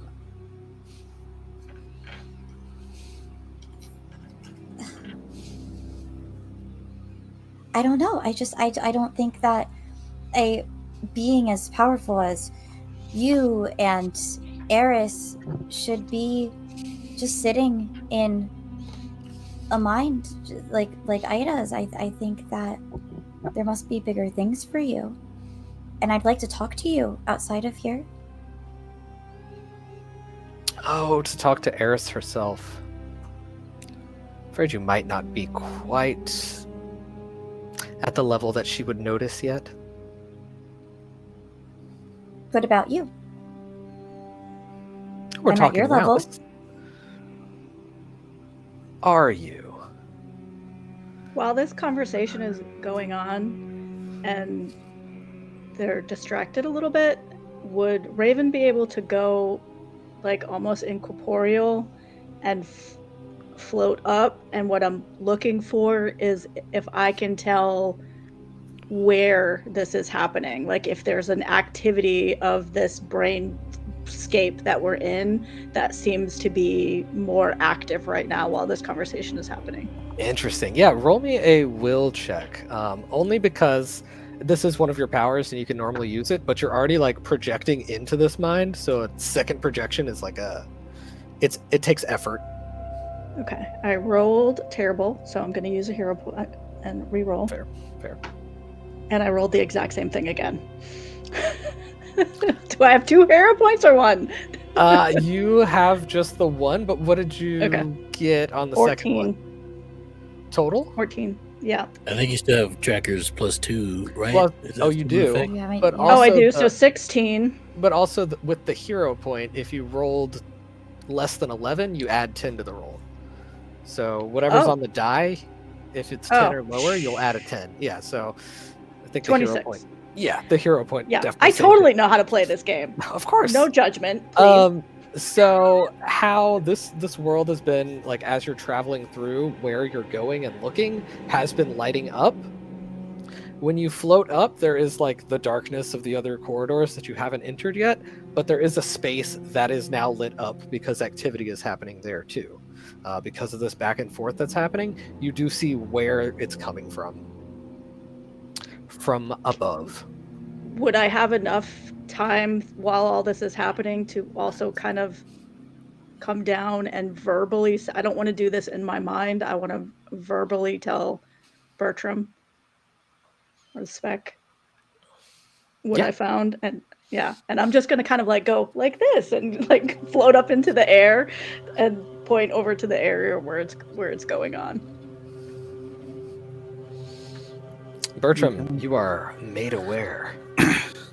Can I, using the little satellite dish on my helmet, I was going to do something similar where I was going to try and pinpoint the location of this presence?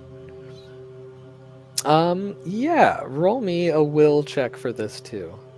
Okay. This is going to be a little tougher. You've been given direction believe from in you. Raven, but you've never really traveled outside of your body, so... I could do 26, 26? and I could add 2 to that and make it a 28. That'll do it. You are aware of this location. It's in your brain now, your mind. If Okay. you're cool with it, Sam, like I kind of am seeing this as like you're small and basically the voice on my shoulder. Like, and we can move towards where this needs to be, where we can head towards that direction. So actually, I had a thought here. Sure. So Bertram's been on the surfboard this whole time, and he's just kind of cool, okay. chilling.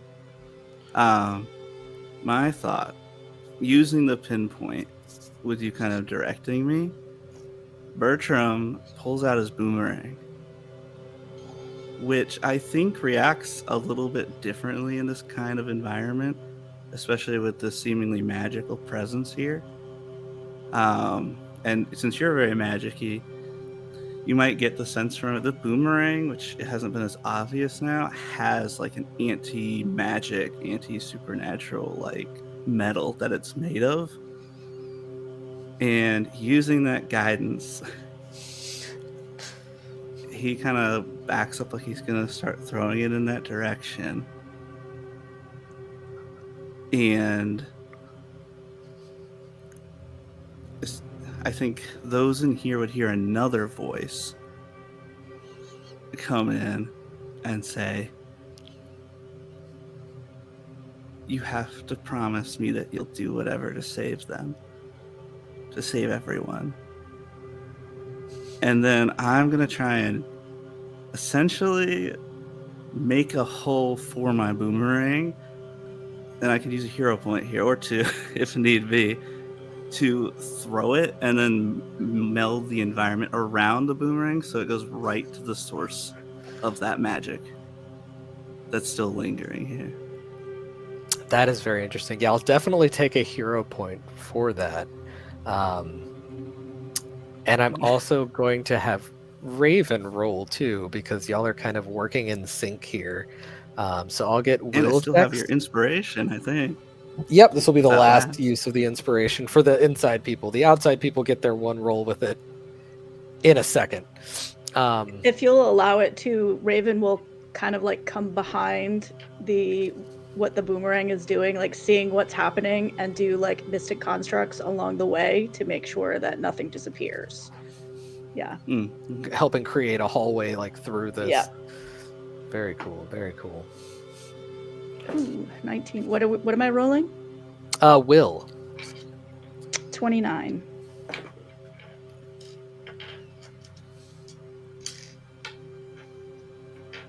And Sam, I will get your.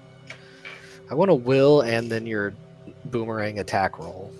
Oh, separate things. Okay. Two separate Nice. things. So I used a hero point, and I got a 24 on will. Okay. Good. Smart to use the hero point on that one. Wow, I rolled pretty low. Hey, did you know that you can add 10 to it when you roll the hero I point? did. You roll the die. My second roll was a 7. The attack roll? Which Oh, made it 17. for the hero So, point. Gotcha. Attack And now roll. you do an attack roll. Okay. The voice is my equal, you think? Well, I just we seem evenly matched within here. You know, both shaping the environment around us. But if you want to step outside of Ida's dream, we can maybe look into things a bit more. Well, unfortunately, I am just a spell cast on poor Ida here. That is unfortunate. And Sam, what did you get on that attack roll? So I get a +2 from inspiration. You do. And I missed if I was looking at my stats. Do I get is Shannon giving a bonus, or is Raven just doing to the roll, or is it? Oh, a it's separate a thing? +2 circumstance bonus. Okay, then that means Okay. the total is 30. Total is 30. Wow. Okie doke. Nice. And as she finishes saying, to poor Ida, it's she's a useful tool at least, but yeah, I don't know that I would say you're my equal. And before she can finish saying it, this boomerang basically strikes the sort of spirit form of this spell effect, and she's cut short, and it gets really quiet, and then rumbling starts within the mind, and you see cracks appearing on the walls, spreading rapidly. And then there's kind of like a quiet laughing. And it shakes everything. This is not just around you, it is reverberating through the entire dream space. So you are feeling it in your mind. The people outside who are connected through the voice thing, they begin hearing this kind of light chuckle of amusement. And then it gets a little quieter, and the sconces around begin glowing a different color. So the normal, like fire, the glowing yellow, orange, it's pure like red now, like crimson flames all around you. Outside, you begin seeing more and more forms try to emerge out of Ida. There is basically, it looks like a figure in almost like superhero type gear. Definitely a speedster, just like zooms out of her. And then there are other things like winged creatures that are trying to emerge at the same time. One huge, like almost humanoid griffin figure is standing out there now, and we go once again to the outside world for just one last turn with your +2s. A few other things have joined the initiative. Good luck. Another figure is like a gargoyle. Basically, it's trying to dump a bunch of these alternate out. One of them looks like a typical like Paragon hero. He's got the straight form. He's in like another like superhero type suit, red cape, emblem on his chest. Mecha Ochre. It's looking rough in here. Lots of stuff's going down, turns out.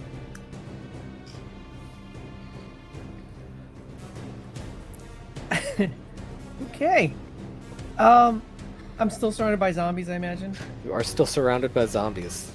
They look to be the least of anyone's concerns at the moment.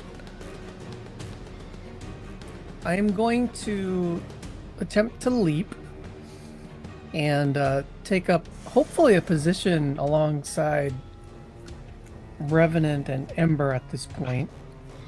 And I'm going to turn to each of them and I'm going to say, looking for ideas. We can't let any more of them out. We have to stop them from escaping this place. Okay. And I go running right into the middle of it all. I don't know if I get to do anything else. But... Yeah, go for it. You can attack. You can flavor however you want. This is like all right. Extell clocked it. This is keeping anything else from getting out with this turn. Cool. So I am running forward. I've got my staff out. It's all in one piece, and I am just trying to thwack as many things as I can thwack as I try to run right through them. Okay. Roll me an attack using those +2, and we'll flavor it as a few hits. Okay. 24. 24.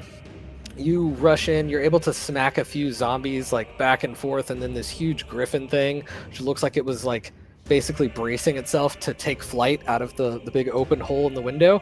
You smack it right as it's about to take off. It brings up an arm to like block it. You hear a pretty satisfying thud that like you did some damage there. But more importantly, his attention is fully on you now.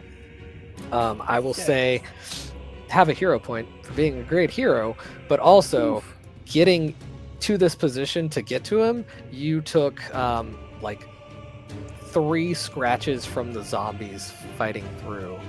They clawed into you. So, hero point, give yourself, I said 3, that's too much. Give yourself 2, a -2 to your future toughness saves. Okay. Oh dear. I did roll the griffin guy as next. So he turns with a very lion-like face and growls in your direction before swinging a huge, like, meaty paw. Very, very large claw coming at you. Okay. With a 20 to hit your parry? It'll be your parry +10? Just misses. 21. All right. He lets out a huge roar in your direction, but the swipe has missed. That takes us to Embernant, which is the combination of Ember and Revenant. Get that trending. Hashtag Embernant. I would like to hold my turn until after Revenant, because I have a thing that I'm about to message you in chat. Oh boy. That's always a good time. Revenant, you are up. Or as I like to say, Europe.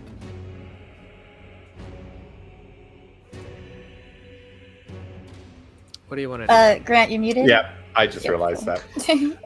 How many of the zombie thingies are together? However many you need for a cool moment. I want to do an explosion to catch as many as I can to take them down. Okie doke. You are able to do a really big boom. Unfortunately, it has gotten very crowded in here. Yeah. And so, I will allow it. However, your allies will also have to save against this. But you'll hit all the bad guys. I'll just say over the comms, like, sorry. Gotta be done. You and the mind have very little context for what's happening outside. There is the feeling of danger, and then, well, sorry guys, I got to do a thing, and you're like, great, I can't see what's happening. Good stuff. And then this one will kind of be flavored like the last one, where it's the beams from out of my back, but instead they're going to hit all the different ones. And do I roll on this one, or is it you rolling on this one? They roll Okay. a dodge to see how much of it they take, All right.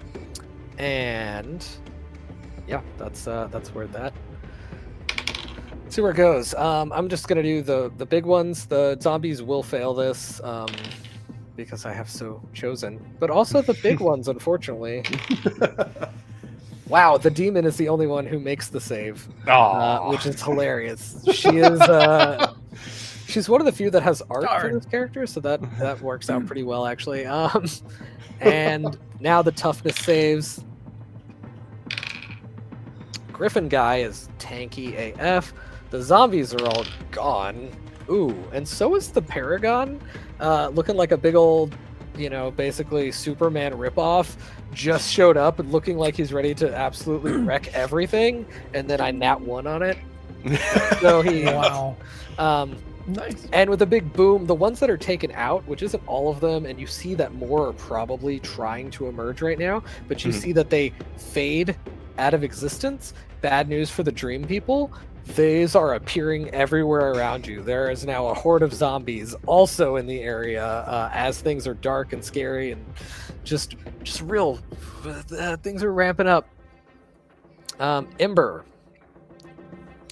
to your held turn, you can see now that more of these things are just showing up to replace what's already there. Basically, any sort of like superhero media you can imagine. It's clear that like there's also some that are very book inspired.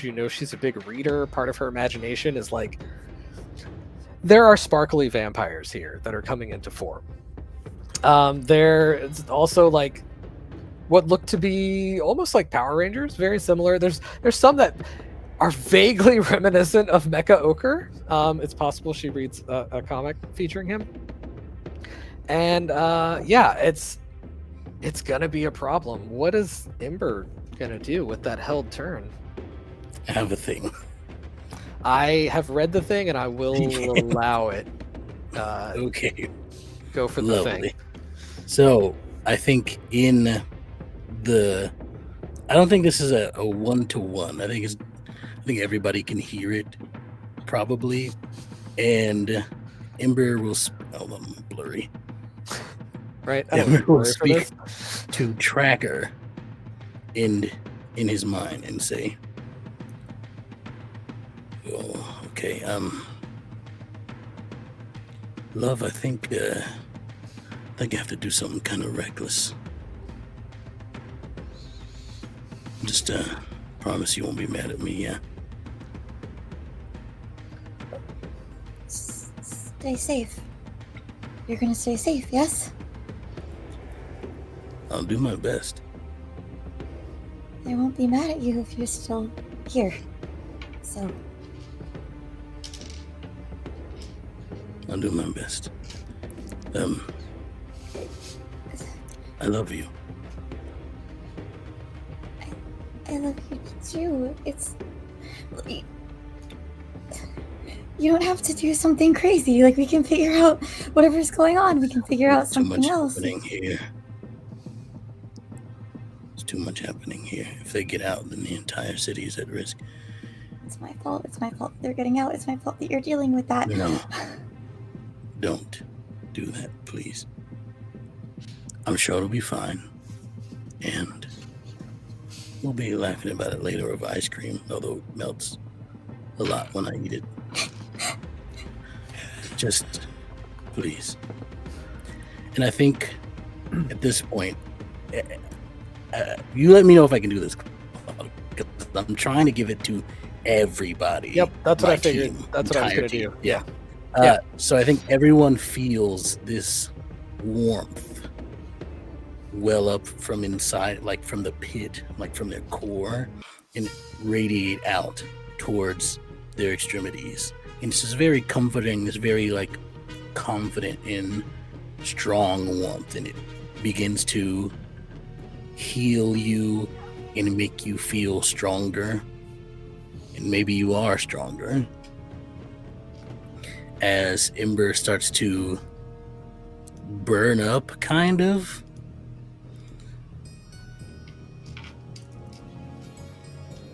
Oh, this feels weird.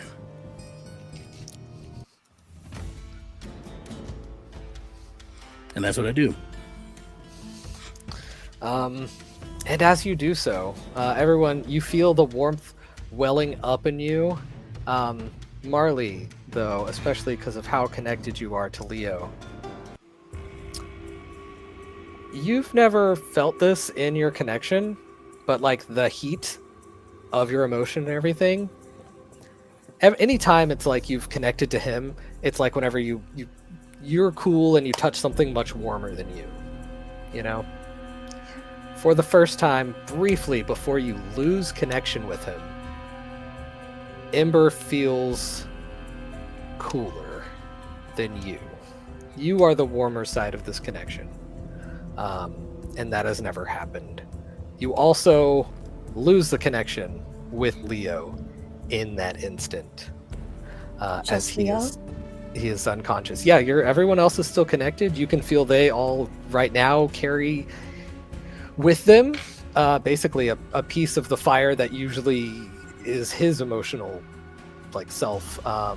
It is now within everyone else briefly, and that can look different for each person. Everyone can describe how that looks for you whenever it gets to you in initiative.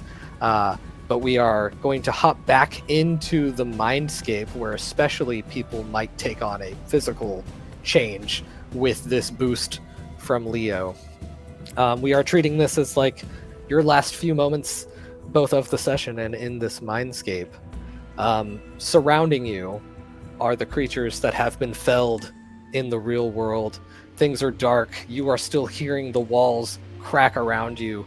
You know that the spell, whatever it is not too far away where Bertrum has disrupted it in some way. You're all aware of that now. So what are the three of you in the mindscape doing? Ida, unfortunately, does not get any sort of special Leo boost at the moment. She is trying to hold this place together.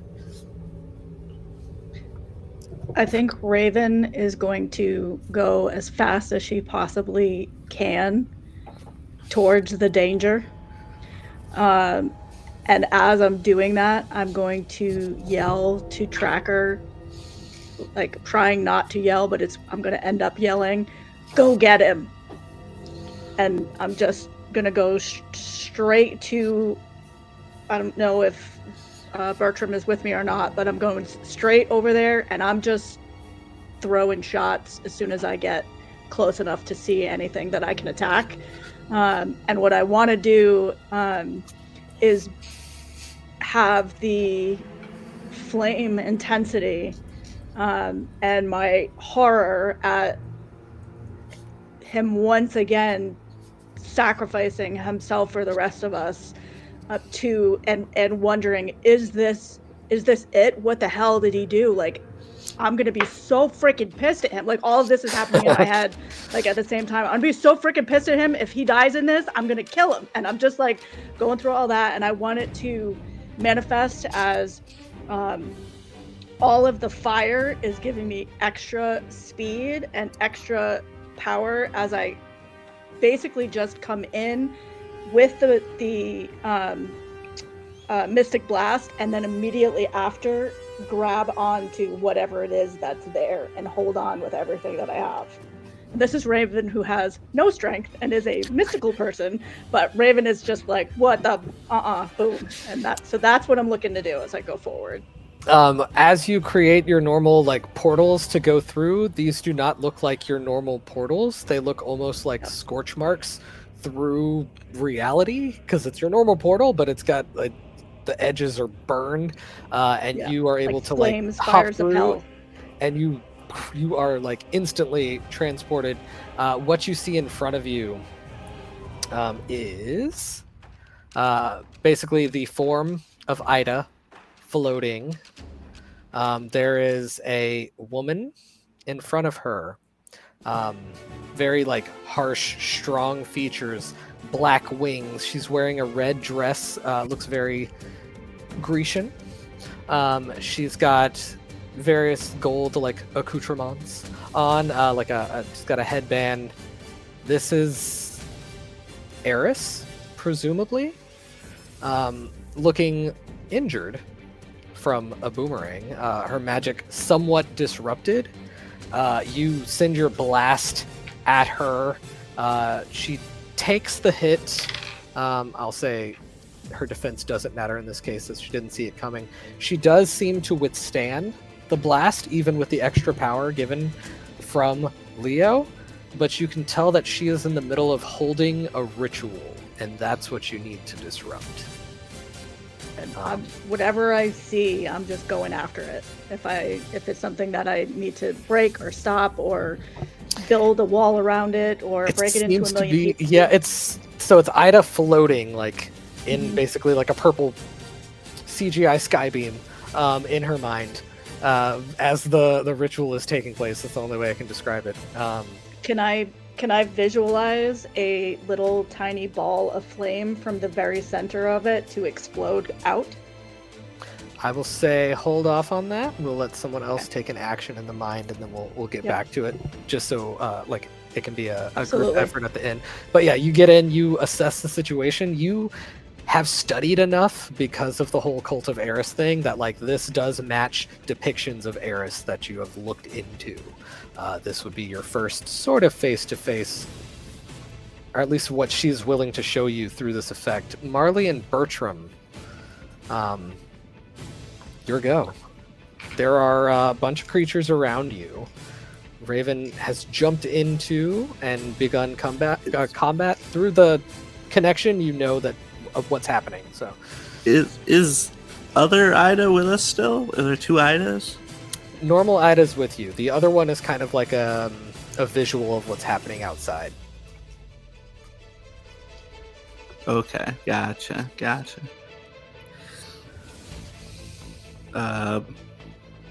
Bertrand kind of looks to Marley as like, what do you want to do? Stop this and go keep him safe. All of them, safe. Okay. Bertram's thinking on that, and he starts feeling the flames kind of around him, and he catches Boomerang, and then he's feeling the flames. He's looking. You can see the flames like in his eyes, and the Boomerang starts shaping into like a sword. And fire starts spreading out from Bertram as he looks like he's like remembering something. And he takes off on his surfboard towards Eris. And as he goes, he's like leaving behind a memory that you can kind of see. And it's like a burning city with like bodies around and like some screaming. And he launches for it, and he's just gonna stab right into her heart. All right, you stab at Eris, and then last we have Marley.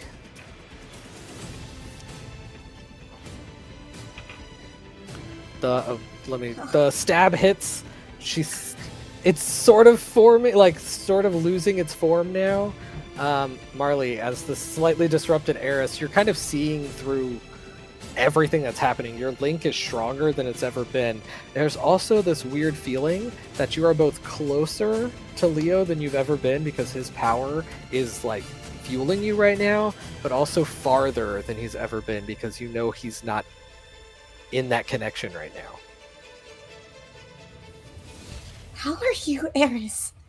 How are you chaos when you're trying to control Ida and control these creatures and control these people? You are the antithesis to chaos with all this trying to control. Chaos is freedom and letting people live free, and you are not doing that. And I think as Marley says that, she is lashing out with the intention of this ritual needs to be stopped. So whatever she can attack, if it's like the source of the mind or the magic or the focus on this ritual, she is trying to disrupt that with whatever power she has, whether that's going into another like sleepy dreamy time mind grab or a reading thoughts or a mental blast. I'll spend hero points. I think it's a mental blast for this one. Yeah. Disrupt this ritual All right. concentration. Ooh. Okay. So you direct all your will into like this mental blast. It's more powerful than you've ever directed like this much, almost rage, but it's got all the heat of, I guess, a fifth of a Leo She in this is blast. not letting any of that heat out. She is keeping that heat very Okay. much within herself right now. Gotcha. I like that a lot. You feel it blast and like shake this thing. Bertram is standing there with the sword embedded in her. It's like trying to basically push him away. The area around is cracking, the walls are collapsing. Ida has also like she's begun running towards the center, like trying to get to this as well. The creatures are chasing after Ida. They're like basically avoiding Marley as they're this like wave of them coming towards Ida, who's running to meet them in the middle. Raven, roll me a quick during all this disruption caused by Marley. This is a spell effect that's happening here. So you can hit an expertise magic, or you can switch to your, you do have like a nullify magic effect. Can I also use another, like, spend 1 or 2 hero points to do another inspire 2 on everyone? It's okay if no. Yes, take the hero Is it point, 2? do it. You normally can't, it's 1 hero point for it. And it'll be your inspire 2. Typically you can't use that twice in an adventure, but there are special circumstances happening here, and you're in a mindscape. Nothing works the way you would think here. Thanks, Alex, for that hero point. I'm not sure how this is laid out exactly. Is it possible I could use my expertise magic to aid her? Yes, you can. Give a little boost. I am going to have all of you during this, though, whatever action you're taking, roll a will save.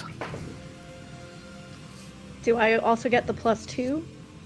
Yep. From Y'all are all inspired right now. Shall I also roll a will save? Are we all doing it? Oh, you're Oh, so you're everybody that's in good. there. Everyone conscious, so I will actually get Mecha Ochre and Revenant to roll this as well. So I Will rolled my checks. fire d20 on that one. I got a total of 30. I rolled a 23 to 8. Okay, that is another +2 on top, so that brings it to a 32 for the expertise magic. You can feel the spell begin to falter. All of the rage of Marley is like pushing against this form that's trying to stay upright. Ida is barely outpacing the wave of creatures that she has kind of created. And as all of this is happening, it's like panel to panel to panel, things are getting closer. She reaches out to the other Ida form. She reaches it. There is a blinding flash of light as the Eris form shatters finally from the sword embedded in her. The magic no longer sustained from its original casting by Eris. The little bit of will that Eris had put into it so that it would stick around for as long as it has, destroyed by Marley. This thing shatters, and when Ida reconnects with her other self, she is now physically back in the real world. She collapses on the ground. You no longer see her in the dreamscape. Everything begins collapsing around you as those of you who are in her mind are shunted back into your bodies. The monsters that were charging at you disappear as everything crumbles in the mindscape when you get shot out of there. You two on the outside, Mecha Ochre and Revenant, you have been fighting back these forces now for what feels like far too long. There's a weird time dilation going into the mind, but you've all been empowered by Ember. So what does that look like for Revenant and Mecha Ochre as we see them? There's no roles for this. You're describing how you're just holding these back until this spell kind of reverses everything. I'd say Revenant now looks like he's engulfed in black flames. Love it. That instead of giving light, like absorb light, but it's just like moving flames, and he kind of has a whole Dragon Ball Z look to him. Fire. Love it. Mecha Ochre, what is the change for you here? So Mecha really doesn't know what's happening, but he's imagining on the ends of his staffs 2 flames that appear. And then he smiles and he starts twirling it like this crazy fire twirling person you might see in Hawaii, and he's just thwacking things with the flaming ends of through, it. Yeah. And it is a hard-fought battle. It takes a moment for the 3 who got blasted out of the mine to wake up. As they do so, they see essentially these 2 taking hits, dealing damage back. It's this huge back and forth, but eventually as each one falls, they fade away, presumably back to the mindscape. Ida still lies unconscious there, and as you are gaining consciousness, the 3 of you snapping back to reality, you do see that there is one who is not conscious, and that is Marley. Ember, lying on his back, kneeling. How has he fallen? I think he's kneeling. That makes sense. I think he didn't quite fall over entirely, but he is on his knees. And I think Smoke. like it's almost like that glow from his eyes is like fading. Marley pushes the piece of damp cardboard off of her and Burst rushes through the damp cardboard. She rushes over. No, she just pushes it off. And she rushes, because she's not bursting. She's not bursting. Not bursting. Very particularly not. She rushes over to Leo. And in the very similar way to what he did with his hand on her chest in the Marleo episode, she puts her hand over his and another behind his head. And the fire that she has been keeping inside of her like a furnace, because that's what he does with his. And his fire is not for letting out. You have to keep it in. And she has kept it in this long, and she's going to give it back to him.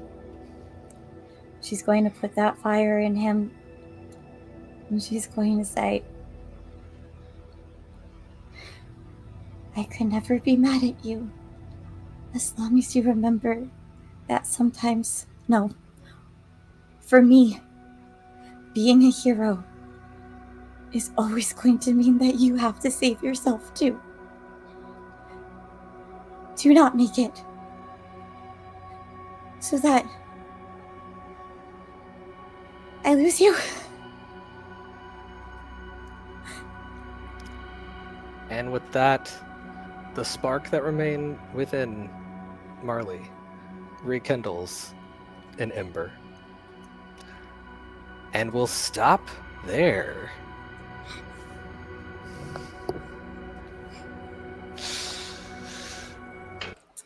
Good stuff. Oof.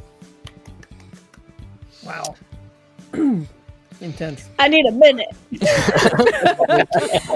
Oh, You all are so great. I love all of you. Well, thank you all for watching Superhero Shenanigans, a story of hijinks, heart, and heroism played with Mutants and Masterminds by Green Publishing on Don't Kill My Character.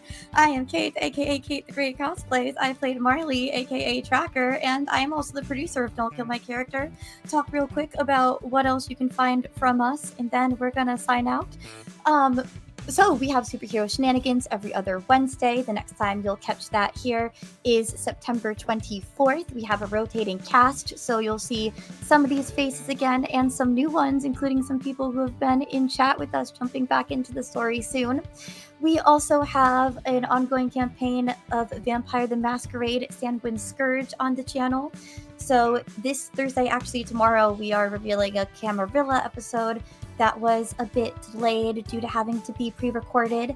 And then Friday is live with our Anarch coterie that circles between Camarilla every other Thursday and Anarchs live every other Friday. Check that out as well for more familiar faces from this show.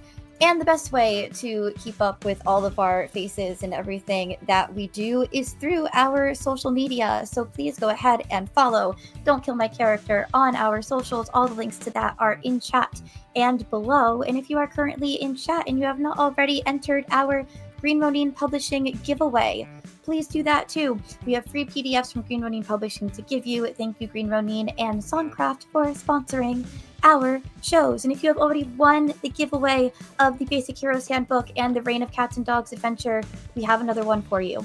We have a Shannon Again bundle from them. And thank you, Green Ronin, for helping us Shannon again and again and again with these fabulous giveaways.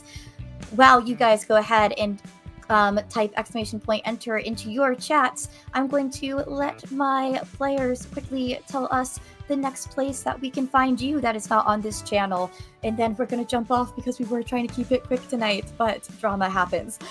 It's okay, we're going to go fast, guys. All right, Grant, start us off.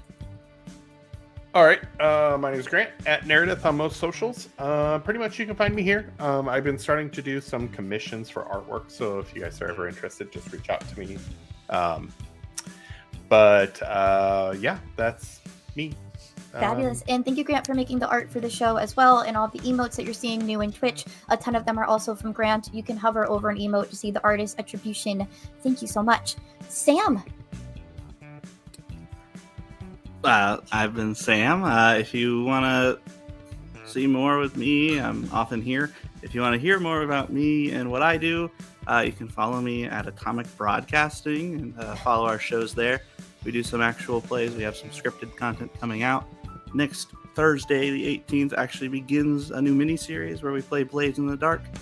Our main show's on hiatus, and there'll be a recap episode coming up.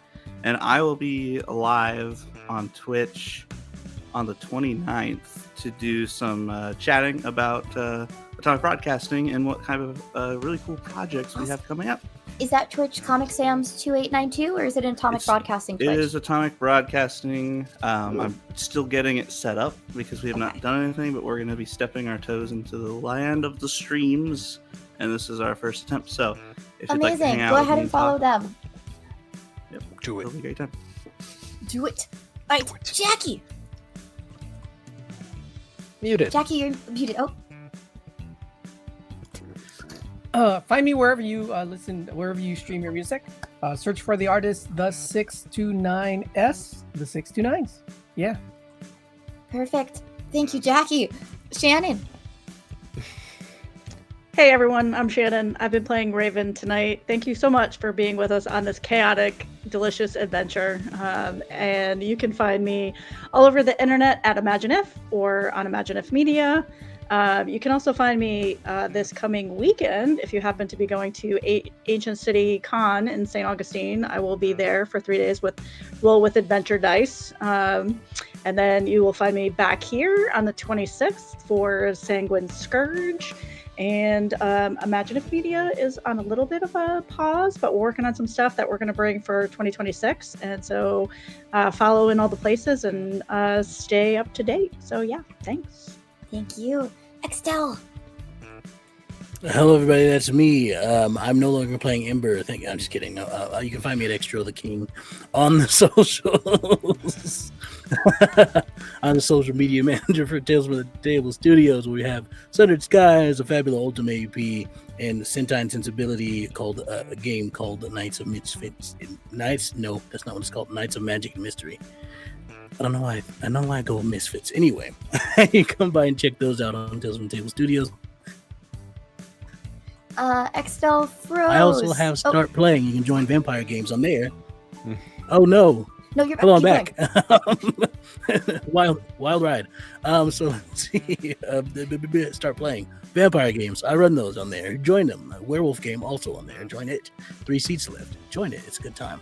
You'll catch me Friday for Sanguine Scourge, where I will be leading the Anarch coterie through some shenanigans. Not these types of shenanigans, but darker shenanigans. It'll be great. Thank you, Extell. Claude. Hello, I have been your GM. I am Claude. You can find me at Curly Insane Guy on Threads, on Instagram, on Start Playing. If you want me to run you Mutants and Masterminds game, get me to do that. I think I'm okay at them. And then you can find me also here on Twitch, and that is me. Amazing, thank you. I am Kate, aka Kate the Great Cosplays. You can find me doing Kate the Great Cosplay things next at New York Comic Con. I'm also going to be at Connecticut Ren Fair and New York Ren Fair, so check my socials. I have a link on my link tree that will tell you when I'm going to be in those places. Yeah, find me at those places. And the last thing I will call out for the channel is, if you can, we do have a coffee up. We are trying to raise funds to get as many of these people to PAX Unplugged as possible. So please, if you can help give to that, that would be amazing. And we're going to have more redemptions and channel points things for you worked in there as well. Speaking of ways you can support our channel, you support us by supporting our sponsors and letting them know that we sent you. So using our code Superhero Shenanigans online at Green Ronin Publishing, and also going to Songcraft and letting them know. Just pop into their Discord and say, hey, Don't Kill My Character sent me. That's awesome. That's great. Do that.